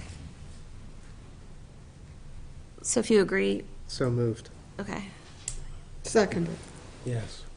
All in favor, say aye. Aye. Aye. And then for the conditional use aspect of this, does the board feel that we've reached a threshold for crossing into the boundary of contractor storage yard / office? I'm sorry, contractor storage yard and/or shop? Have we crossed a threshold here? I don't know what you mean by threshold. Meaning, is this just a fellow with an antique shop who built a storage shed and then put some things in the storage shed? Or is this a contractor that has a contractor storage yard and shop on the site? I'm only asking this because the previous approval was really persnickety about it. I printed it a shed. It just seemed to me like a shed that was gonna have some storage in it. But, do you know what I mean, Don? Yeah. This is my understanding of my original thought on Route 7. There's a continuation of use for the antique store. If I subdivide the property, I will take some of the flows from the septic system to create a separate lot. The rest of those flows will stay up front at the lot that I personally want. Once the subdivision is done, and not until then, will I get the state whatever, or that lot that has been subdivided will be of, it won't be whatever. What we're talking, So, yeah, we're, at the time that the septic is, the sewer flows go from 490 a day, and I take the magic number formula that the town should have, of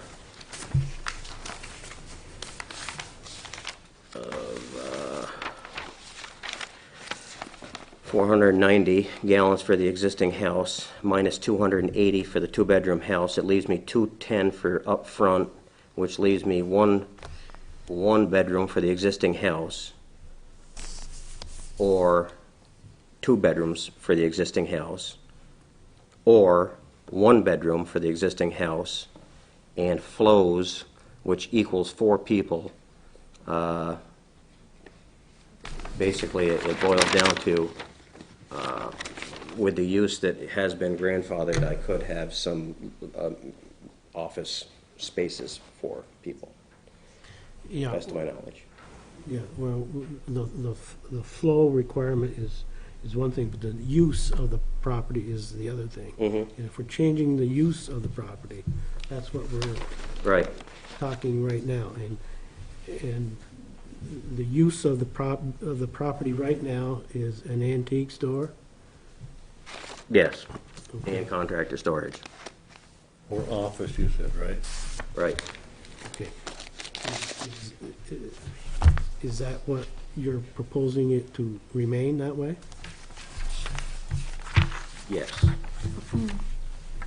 Okay. So if you change that use, that would mean you'd have to come back for approval. After the subdivision. So I just need to, I'm so sorry, I'm interrupting you again. You're gonna hate Go me. ahead. I just want to read finding of fact number 8 from the subdivision approval that we're trying to reapprove here. And it says, "The applicant testified that the gift antique shop has been continuously maintained in this use. As such, this use can continue." Okay. "No change of use or approval has been authorized for the property to be used as a contractor storage facility or for any base of operations of the applicant's contracting business." So when I read that, I was like, whoa, did I do something wrong by issuing this permit? "There shall be no expansion of the parking lot. The applicants have stipulated that the drainage way and wetlands at the western and southern edge of the rear lot will be preserved, and there shall be no further filling." So when I read that, I was like, geez, looks like maybe we should be paying attention to this storage shed and evaluating if this is now a contractor storage facility, because it seemed like it was a real big point back in that original hearing. And then I gave you guys the minutes too, and like the minutes are full of this discussion about this contractor storage yard, and is it or isn't it? And so I just, I don't know. Do you feel like there's a zoning violation at this site because there's some contractor stuff stored in a shed? Or is the shed plumbed? Is there plumbing in the shed? Is that going to be an office? The shed isn't, the shed hasn't been constructed yet, or has it? The new shed is in the process of it, yes. Okay, so. The concrete's been poured. Okay. But the use hasn't changed until, you haven't added that use until the building's built. Correct. So you aren't using it for the contractor storage unit yet, or storage yet, Correct. or an office. Correct. Okay. Well, Is it contractor storage okay in AAR? As a conditional use. Okay, well then, it seemed to me it's clear since, I don't know if he's in violation yet, but it seems to me that he needs to get a permit to do it. A conditional use permit to do that, to do what you want to do. Mm-hmm. So you have a permit to build a shed, Mm-hmm. but I didn't issue a permit for a change of use. Mm-hmm. So you need to go with conditional use. So that's what I'm saying to you guys. I can't issue a permit for a change of use. It's a conditional use, which means it goes in front of the board. So do you want to go to that step, or do you want to wait and see how this develops? I mean, somebody came in today and was complaining they saw plumbing pipes sticking out of your slab. So they're like, what is it? Like, is someone going to live there? What's the story? Oh my God. I mean, it's such a high visibility location. It's tough for you. So, so I don't know. What is it? Is it going to be an office maybe? I don't know. Jennifer, would it be appropriate for us to even take action on a change of use if it has No. been warned otherwise? No, if we decide it needs to be a change of use, then Mark and I need to work together to put a change of use application together for you to review. Or I just let this go, and he's got a permit for a storage shed, and nobody says boo about it. And maybe that's my decision to make, but I'm giving it to you. Okay, well, before I ask the board, is there any comments or questions from the public on this? Okay. How's the board feel? Everybody needs to understand, it's one parcel now. I have been approved for a house out back with a garage with contractor storage on site. That has been approved. That means the whole property. So I'm not in violation. Contractor storage has been approved? Yes. How do you mean? Because it's not approved in this decision, for sure. Because it says no change of use or approval has been authorized. And I didn't approve the change of use when I gave you the permit for the shed. So the subdivision is off the table, is that what you're saying, Mark? No, I'm just, as far as being in violation, the approval was made on the, to do what I wanted to do out back, which included contractor storage. When was that done?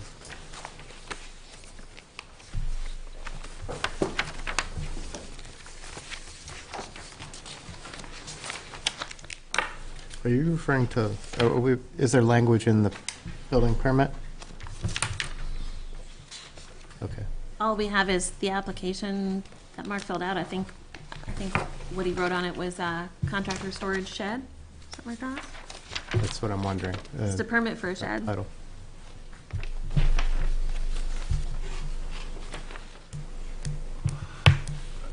Kevin, I think Attached Mark and garage, Jennifer need to sit down and, home occupation.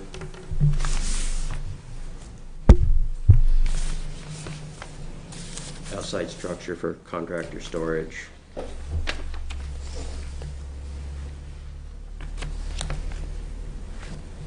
that was on the one lot, right, Mark? The whole Well, lot, right now it's on the whole lot. Right. Correct.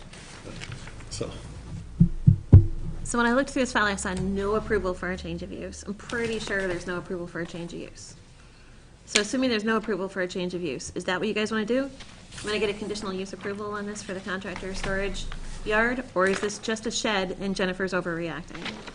Like, just let me know. I think we need an application for conditional use. Okay. I agree with that. Okay, is there a motion for that? So moved. Is there a second? Moving to require, to request? To request an application for, I'll second that. been moved and seconded. Any further discussion or comments on the motion? All in So favor? once he gets that, and then he's gonna come back and revisit this with this board? Yeah. Along with some of those other things that were discussed about, and the septic, the alternate. Concerning subdivision, this question will concern the use. And then, he's gonna determine where the right to, I mean, I'm thinking he should have it all done when he comes back, where the right of way is gonna be and everything, so we shouldn't have to do this over again. That would make sense, yes. All right. So the board is requesting not to do another preliminary conceptual hearing. Let's just Right. go, let's do a final hearing, and staff will make sure there's a complete application when he comes to final. I think that makes very good sense. Yep.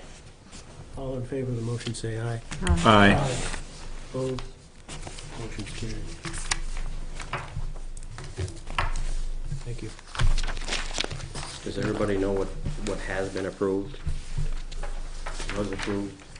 The storage unit on the 1 acre. Right. No, I'm talking about from in the past. I didn't, Only reading what history we have in front of us here, Mark, so.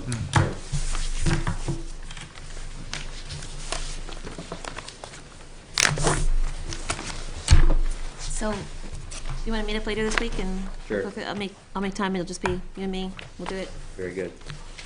When are we doing that? Tomorrow morning? tomorrow morning. Yeah, right. We could do it. We could do it tomorrow afternoon. Okay. Okay. Yeah, I got somebody 10 to 11, but I'm free after that. What do you want to do, like 2 o'clock? Sure. Okay. Will you bring that pile with you so I can see what you've got? Yes. Awesome.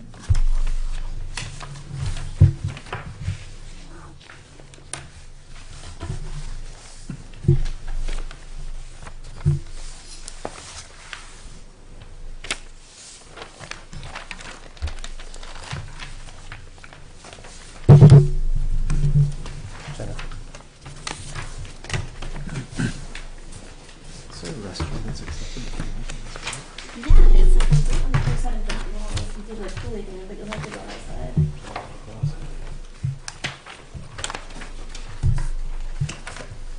So is this your technique to be the last person on the agenda when they're all worn down? Then everything's easier? Thank you. Gary, you should have remembered this, huh? Okay. You too.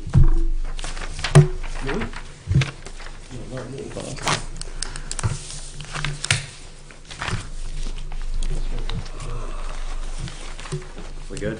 Yeah, good. Thank you. Thanks, Mark.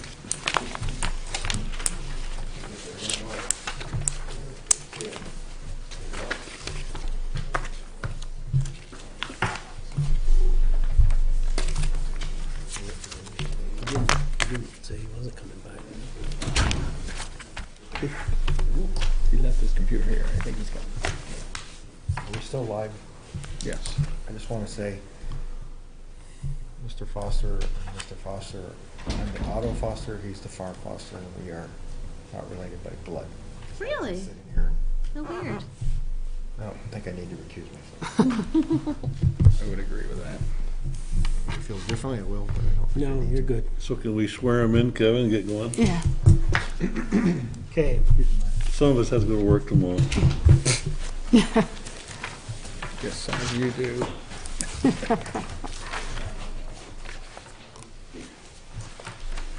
next item on the agenda is an application by Foster Brothers Farm Incorporated for preliminary conditional use review and preliminary subdivision review to construct a warehouse. This property is located at the south end of Wilson Road, 53 Lower Foot Street, in the AAR zoning district. Okay, the oath. I affirm that the evidence and information I am given in this proceeding is true and accurate to the best of my knowledge of the... It is. Okay, thank you. Would you like to... Were you gonna go first on this? Yeah, do you want me to try to do a little overview? Whatever. Yeah. So this is a request for a conceptual preliminary conditional use review of a proposal to construct a warehouse on a subdivided portion of a much larger lot owned by Foster Brothers Farm, Inc. at the end of Wilson Road. The purpose is to hear public comments and get an opinion from the DRB on whether this is an allowed use in this district. If the board decides it's an allowed use, then I would suggest granting preliminary approval of the proposed conditional use. If you decide that it is an allowed use, you might want to offer comments on the subdivision, like access and screening and outdoor storage, and move forward that way. But I think the first question to be answered is the use itself. So, just like the last one, this is one where the zoning got changed between 2008 and 2012. So, I don't know if you see on page 2 of the staff memo here, maybe I can put it up, like 3 people at once.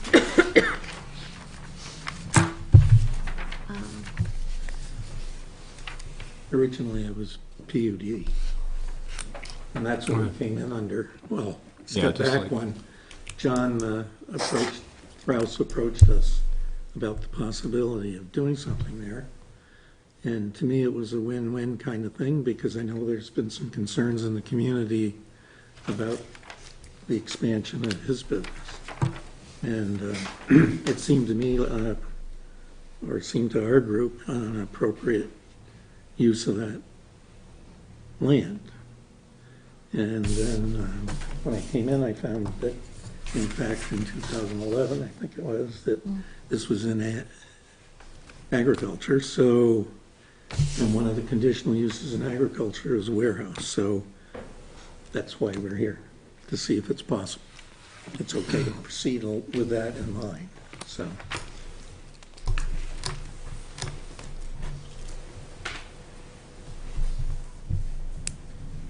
Okay, so So that's the first step we need to go through. okay, so the allowed use in the ARR, or agricultural district, is agricultural storage warehouse? That's as it's defined. So this used to be in the protected highway district here in 2008, and then for some reason, this little strip that divided the two zoning districts was changed, and then the zoning district went along the property boundary, so now it's all in the AR district. So now this is all in the ag district, and then all the surrounding is in a different district. And since he wants to put the warehouse here and subdivide here, he would have been okay if he did it then, because it was in that district that allowed a warehouse, and now it just happens to be in the ag district. And so then I looked at the definitions in the table of uses, and, you know, even in the districts where warehouses are allowed, the definition is not consistent. You've got warehouse or rental storage facility. In the general commercial, you got warehouse. Another district is called warehouse indoor rental storage facility. Then it's storage/warehouse, and then there's agricultural storage warehouse in the ag rural. So I don't feel completely comfortable interpreting warehouse right to the letter of the law, because it seems to me like the zoning, once again, needs to get cleaned up for all the different zoning districts. Which, you know, so there are two definitions that work pretty well for this. One is agricultural storage warehouse, and the other is contractor storage yard and/or shop. And you can have more than one use for that parcel. And the best argument behind agricultural storage warehouse is that Mr. Rouse does largely farm-related tires. So when you think about, okay, agricultural storage warehouse in the ag district, that's farm equipment, right? Isn't it like farm equipment and tires and things related to machinery? I mean, you start getting really conceptual about it and thinking about what's appropriate in that district, and then what's around it. Does it fit with the surrounding uses? Well, of course it does, because Wilson Road has warehouses and things on it already. So unfortunately, you're in this predicament once again of trying to interpret what's appropriate because the regulations aren't clear. So I'm roping you into my world. And for each different use in a different zone, we have no definitions of what that warehouse is. Right. Yeah, the only definition actually spelled out is the warehouse definition. So we make that decision. it's one of those things that are subject to interpretation, and you're the board that interprets things, or the zoning administrator, but she's passing the buck. And I know how important it would be for a lot of people in this community that don't like tires. It would be awful nice to be able to have those tires undercover somewhere and not visible. So, this is a win-win for everybody, I think. So, that's my 2 cents. Is this going to be strictly warehouse, no retail out of this? No repair, nothing, Nothing. storage. Is it correct to presume that if this warehouse is built, that there won't be any more tires like there are? Correct, you could even make it conditional. That's a good point, is that even if somebody, I was thinking, if I'm uncomfortable with the use, then I start thinking to myself, well, can I create conditions? Can I create conditions that would keep there from being any negative externalities associated with that use? Okay, are there impacts of this use on the surrounding neighborhood? And if so, can I condition them away? Because if that's the case, then I feel better about allowing that use there. So we could create a condition around outdoor storage, and this is what the outdoor storage areas are. This is how they would be screened, But I'm gonna be, but if a tractor trailer drives in and drops 10 tractor tires in the middle of his yard today, for him to go put in the shed, is he gonna be in violation? I wouldn't suggest creating a condition around the number of tires. Okay, I just, I'd suggest marking where the storage areas are gonna be, and then having adequate screening, and then maybe even creating some hours of operation type stuff about when they could load the trailers, and because otherwise it'd be hard to enforce. Well, if we approve the building of this warehouse, you're not going to be able to see anything from Route 7. You're not even going to really see the building, will you? Or I mean, the red diagram, is that the size of the building? That's what was originally conception. Yeah, That's what John approached me with. And I just put it on Google Maps and make it easy for everybody to see. Yeah. I don't know. It's not any farther than Are you that. planning to leave all the trees in front of that? Yes. So they won't show? What are the dimensions of the building? I'm sorry? Extremely preliminary at this stage. We started down the road of building gangbusters trying to work up a design, but when we found out that the maps had changed, we fell into the wrong district. We got the guy and said, well, okay, this breaks before Mr. Rouse spends any more money. Right. To find out if this would even be allowed on that side of land. That's really where we're at. I mean, this is just conceptual. We follow up with a formal application for the building district if this is reasonable. The access from Wilson Road and sewers there and power stuff. Otter Creek Water. Engineering's done a preliminary review with Mr. Rouse already. And it appropriate given wetland areas and locations and what's allowable for services there. I mean, for what it's worth, as the zoning administrator, I would say that that's an acceptable use in that location. But I know that conditional use review application would come to you eventually, so I want to make sure that you concur with my opinion before it goes any further. Is the farm still going to own the property? So you would sell it? Okay. I make a motion that we accept Foster Brothers' proposal to build a warehouse. You might want to take public comment first. Yeah, can we take public comment if Oh. there's any, please?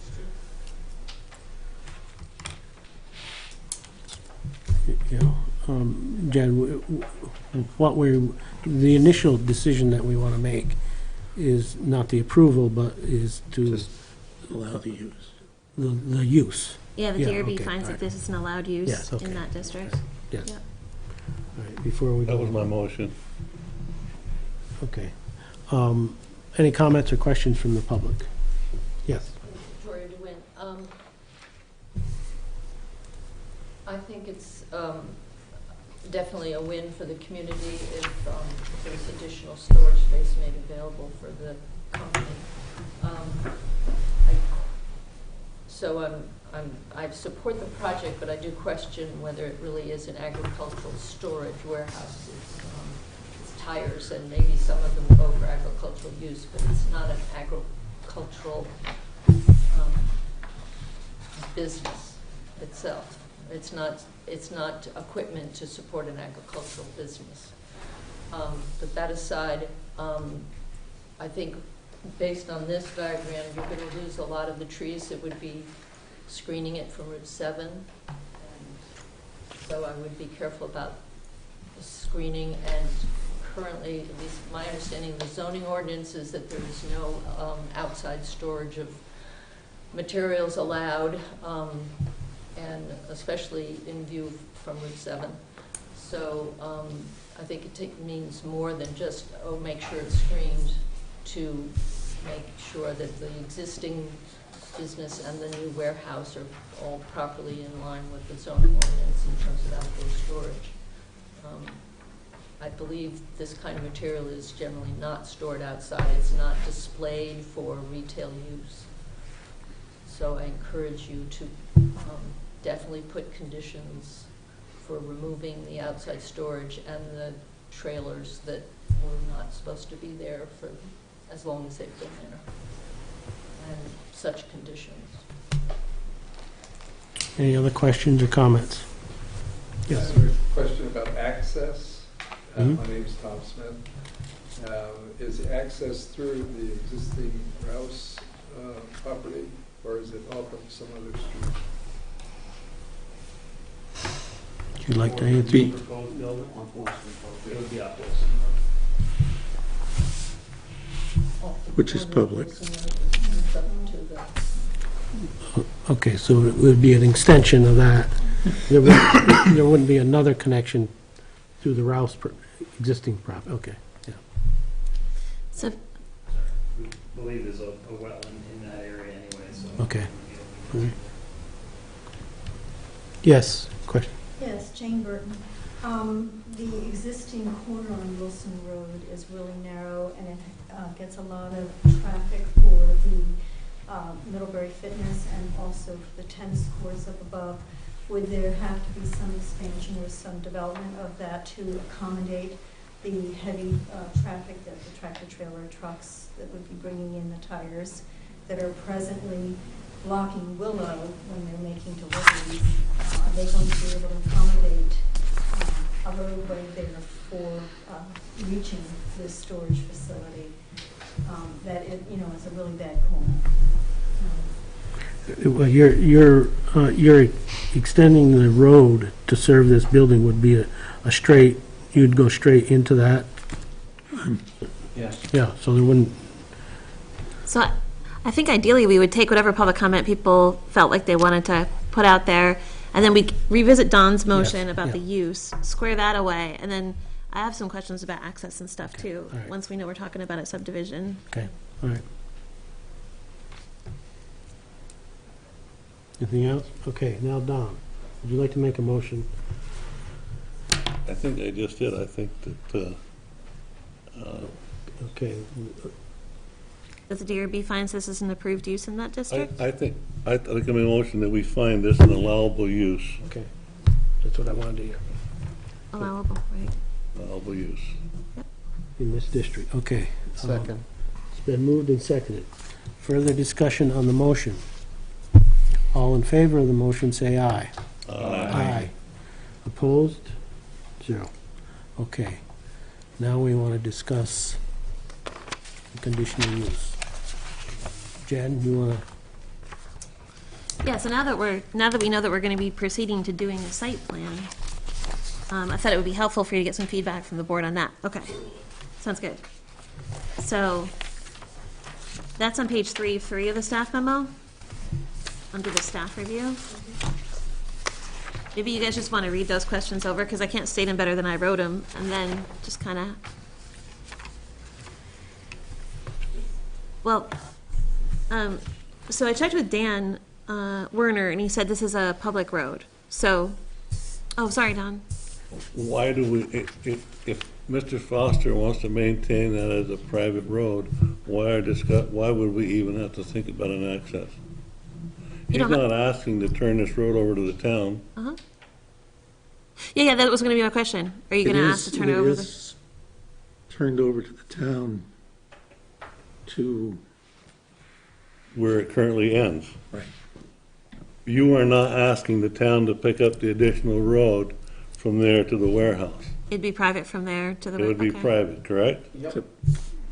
John's question. Right. So that's off the table. Well, it's an access. So, Right. Yeah, okay.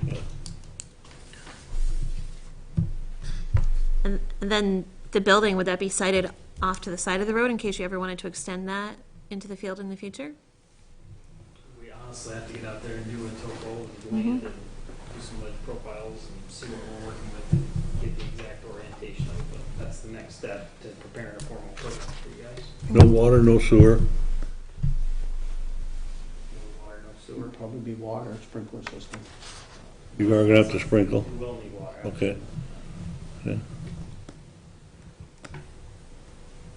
And then, are you going to want the DAC to look over any building plans? Is that something we need to build into our schedule? Yes? Yeah, I think we Yeah. Okay. And then my last thing I was thinking about was those conditions around outdoor storage. So I think we talked about that, unless anybody else has any more to share about that. Yep.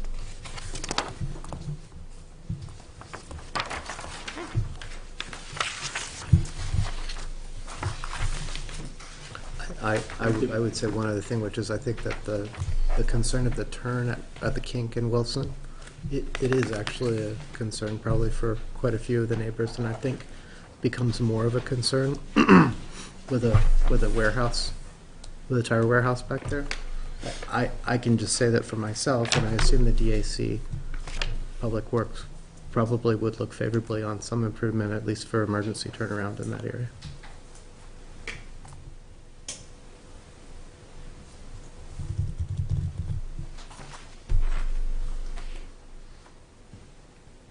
Any other comments from the board?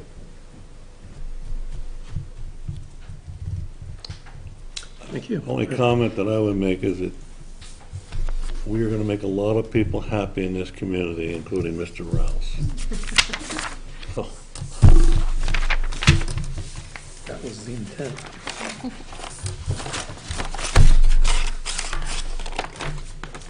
Yes. To your earlier comment about deliveries, I think deliveries are different than storage.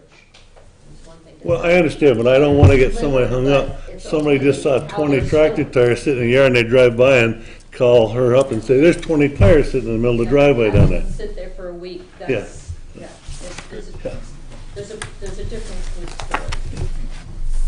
I don't think Mr. Ross wants to get any phone calls.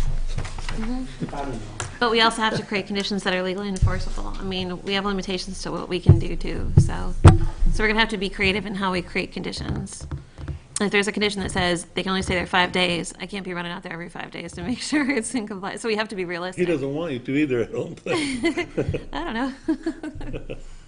I'll bring donuts. I have one other question. Sure. The setback from the adjoining property there would be how many feet? 25 or 50? The building setback would be, well, side yard setback is 50 feet. Could be side yard, wouldn't it? even though it's, But there's no neighbors here, right? I mean, Yeah. you have a budding property here? Yeah, And where would that be? that is Middlebury Indoor Tennis. Oh, it's up on the other Which side. would be a okay. side yard. The access. It's on the east side, east The and north. access road won't be 50 feet probably from the Middlebury Indoor Tennis Club.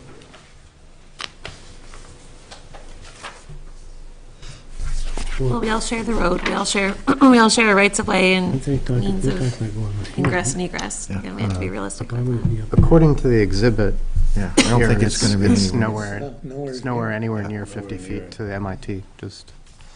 This is due south of Does he Wilson need an Road. exhibit too? South and Do you have a west. map, sir? Have you seen this? The location of the building doesn't bother me. It's the road into it. Well, the road, as I understand it, you know, preliminary, is just gonna be extending this here Right. to serve the building. It won't be up in here anywhere. No.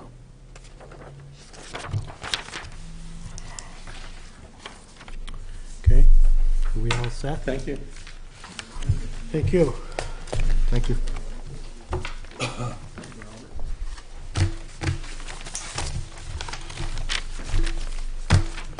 Yeah, no problem. Should have brought coffee. Thank you for sticking in there. There you go. This will be warned as a conditional use review. Yeah, when Tanner and I get all the plans and things together, we'll rewarn it as a conditional use review, and the butters notices will go out again. And if you want, I can take your addresses down, anybody who's here, and add you to the list. Oh, good. Thank you. Well, we're not done yet, Scott. Okay, next item on the agenda is a deliberative session, but we don't need one. So we'll go to other business, and I think we would like to invite Ann Taylor and Gary Baker to come join us.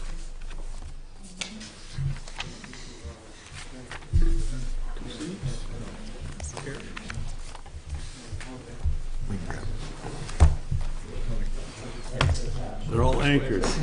You can't move them? Those are all hooked together? Is that anchored? Oh. Oh, you can bring it up here. We can make room. Yeah. Take all this scraps.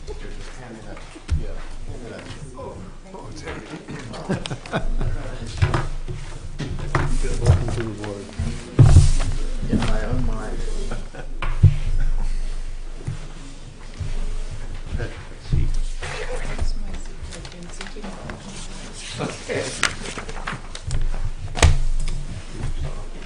So is this one of the things that we can do in deliberative session? Does anybody happen to know who goes to a lot of meetings? Can we do this in deliberative session, or, 'cause I'm just thinking about the camera and stuff, if this needs to keep rolling, or if Oh, Kathy can well, start no, wrapping up. no, I guess we can go into deliberative session to do this. Close the meeting. Do we have any other public business first? I think we're all done public business. We're all done with the public. All right, so I make a motion, we close the meeting? Okay, this,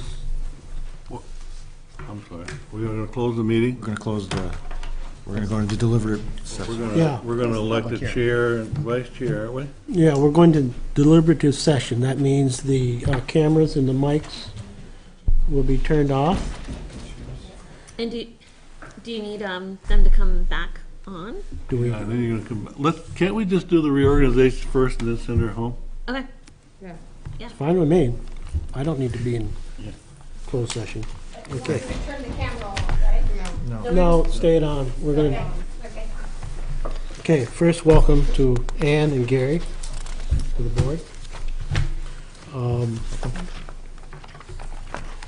Do we want to do the officers first, before we decide on what our procedure will be? I'd like to nominate Kevin Newton for chair. Second. Okay. Are there other nominations? Move nominations cease. Second. Is that debatable? Non-debatable.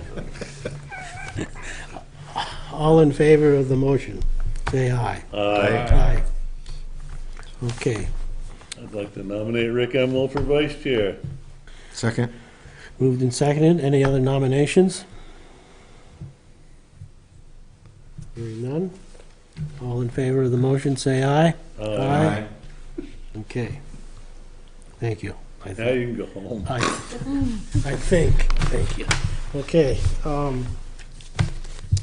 Well, I guess the next thing we should discuss on how we have the alternates involved in the meetings. In the past, we've had the alternates sit up here, and whether they are voting at that particular meeting or that particular case, they've been part of the discussion. And sometimes they can vote, and sometimes they can't, depending on whether we have enough members. If that's the way we want to continue, that's fine. The other thing that we could do is to have them present at the meeting, but since they aren't voting, not participate. And I think that if we're allowed to have 5 alternates, and if we had 5 alternates here, I think that would be somewhat cumbersome. But since we have 2, if we have that choice, I think, of whether we think the 2 alternates being involved in the discussion, but not necessarily voting, is going to slow things down or make it a better meeting. It's the choice we want to So decide on. there's another option too that I had brought up, and so I was reading these rules of procedure on the night that you guys were selected, and I realized that this is different than the way I've done it in other towns. So in other towns, what we did was we had the board RSVP by email. So I always had a head count of who was going to be there, and if anybody was going to be absent, then I would call alternate number 1. And if 2 people were going to be absent, I would call like alternate number 2. Or you wouldn't have an alternate 1 and 2, and you would just rotate the alternates back and forth, and then they would only come when they needed to come, and they didn't have to come to every meeting, since they might not always be voting. I would not agree with that, because there are times at the last minute where I know personally I may not be able to make it. Right. Yeah. And Yeah. by the nature of my work. Mm-hmm. So to call you at 5 o'clock and say, I'm still at work, I'm not going to be able to make it, is not fair to call an alternate. I personally feel they should be sitting at the table, they should be participating. There are a lot of hearings that we have that are more than one hearing, and maybe next time I won't be here and we'll need that alternate for the second hearing, so I would rather have them right here at the table up front. I don't think it's that cumbersome. Okay. I agree. I agree with And John was pretty faithful about coming to every meeting as an alternate. Yeah, no. It's a it great worked way to well. train up too, you Yeah. know? That worked for Yeah. you. It makes Yeah. sense to me, just having sat through this meeting this evening, at least 2 of these people are coming back again. Exactly. And if I hadn't heard them this evening, I'd be Right. much worse off the next time. You always have the option of watching the DVD, but I mean, Right. it still is better to be here, ask I your think so, too. questions, be a participant. And Okay. then if somebody doesn't Are we show all up in and you have You to know, vote- Gary could have brought a little history to one of our meetings because he right. chaired the Trudeau thing when that was. Well, that was Barstow, I think, but I was on That's the right, board. that's right. But anyway, if we need a motion, I'll I was there. make that motion. It wasn't any different. So if you keep it this way, the whole alternate 1, alternate 2 thing is just Yeah, nothing. okay. So You you're didn't both need it. welcome to come to all of our meetings. We don't need a motion to, No, I mean, you're just keeping it the way it is, great. okay? Any other business? New business, old business? Do we have to formally say that our meetings are going to be on every second? Oh, right. Yeah. Maybe, I that think could we are. I work. think we've done that, And then we have to pick the paper we want yeah. So the to. other thing, Yeah. I'll and ask I was about here that. early, is Kathy, Okay. is there any reason why she's here recording, why we can't be live? Because there's a lot of people want to know what we're doing, and a lot of times they don't know when they're going to run these. And Kathy said, they can be live if we just tell them we want them to be live. Okay. Just be honest, Don has a Twitter following. What's your hashtag? I don't know whether, sitting on the back row this evening, I had a very hard time hearing some of the board members and certainly some of the witnesses. I couldn't hear Ruth at all. I could hear Jennifer very well. I could hear Dave some of the time, but not everything he said, and I don't have a hearing problem. So I don't know. I'm assuming these microphones are just for the recording purposes. So I don't. Maybe it's too late to do anything about that. But I wanted to let you know that I think that's an issue for more than just me. Do you want to introduce a chance to introduce yourself to people who might not know you so well? Sure. We caught your interest on that application on Quarry Road, right, Melissa and Gregory, George? Is that when you first started thinking about this? No, Okay. Well, actually, I'd been to a meeting before that one. And then when I came to that one, it seemed to me that this would be somewhere where I could contribute because of the training that I've had. I'm embarrassed to say I found my resume on the internet, courtesy of the town of Middlebury. I hope nobody else can find it. I have to review the open meeting rules and get them to take it down. But anyway, I don't have experience in engineering or particularly in real estate law, but I did train as an attorney here and in England, and I have participated in previous communities as a community member with various board applications, and also in my last position, although we had a real estate department, I was the person in charge, and the real estate department had to explain things to me, so I know I'm familiar with surveys and maps and those whole things, but I do have a lot to learn as well. I don't know if you have specific questions, but I can answer them or try. In other towns, new people, like, applicants and things have interviewed with the standing board before they were nominated to the select board, and it gave the board a chance to really get to know people and their ideas and where they lived and stuff. So People will get to dislike you too. People will grow to dislike you too. Oh, a lot of people dislike me just when I open my mouth because I scare them. I don't mean to scare them, but so I'll keep a low profile at least for a few weeks. I always said every time we come here, half the time we make half the people feel good, and the other time we make feel unhappy. So we can't satisfy everybody. Do we have anything on the agenda coming up? Yeah, staying busy for a while. So can I make a suggestion? Yeah. Let's try not to load these meetings up like. Is this too much? It's too much. Yeah. It's too much. Yeah. You think 3 feels a little better? Yeah. Yeah, this is 3 that became I'd rather 5. meet more often Yeah. than meet as long. Yes, I agree. And the people who have to sit here until 9 o'clock Yeah. at night before they're told to be here at 7. Right. That works for me because it's a lot to. And then Mark said to me, he says, I guess I made a mistake letting him go ahead of me. I said, yes, you did. Well, I think we've also been fairly forgiving about people showing up with inadequate materials Yeah. to make their case. And I appreciate that when we have a lot of time. Yeah. We might want to tighten that up. Yeah. Yeah, I did want to. We've had a lot of that lately. I wanted to address that because, a lot of the, going back to Neary's hot dog stand, these have all been like very preliminary conceptual reviews. And I try to encourage people to do a conceptual review so they can hear Victoria DeWin yelling at them and they can know that neighbor is going to wreck them. So they kind of need to know that before they invest so they don't end up like that broke my heart when Turning Point was like, you led me down the wrong road. I'm like, no, I try really hard to to have people come in and know early what their obstacles are, But so. if they're coming in with a conceptual, they have to have a little more information. They at least have to know where their property boundaries are and the Okay. easements and rights of way. I mean, because we can't do anything. Okay, so that's a rule of thumb. Do you want me to just always require a survey for every application we're getting? Well, sketch plan, Something. a sketch plan, at least.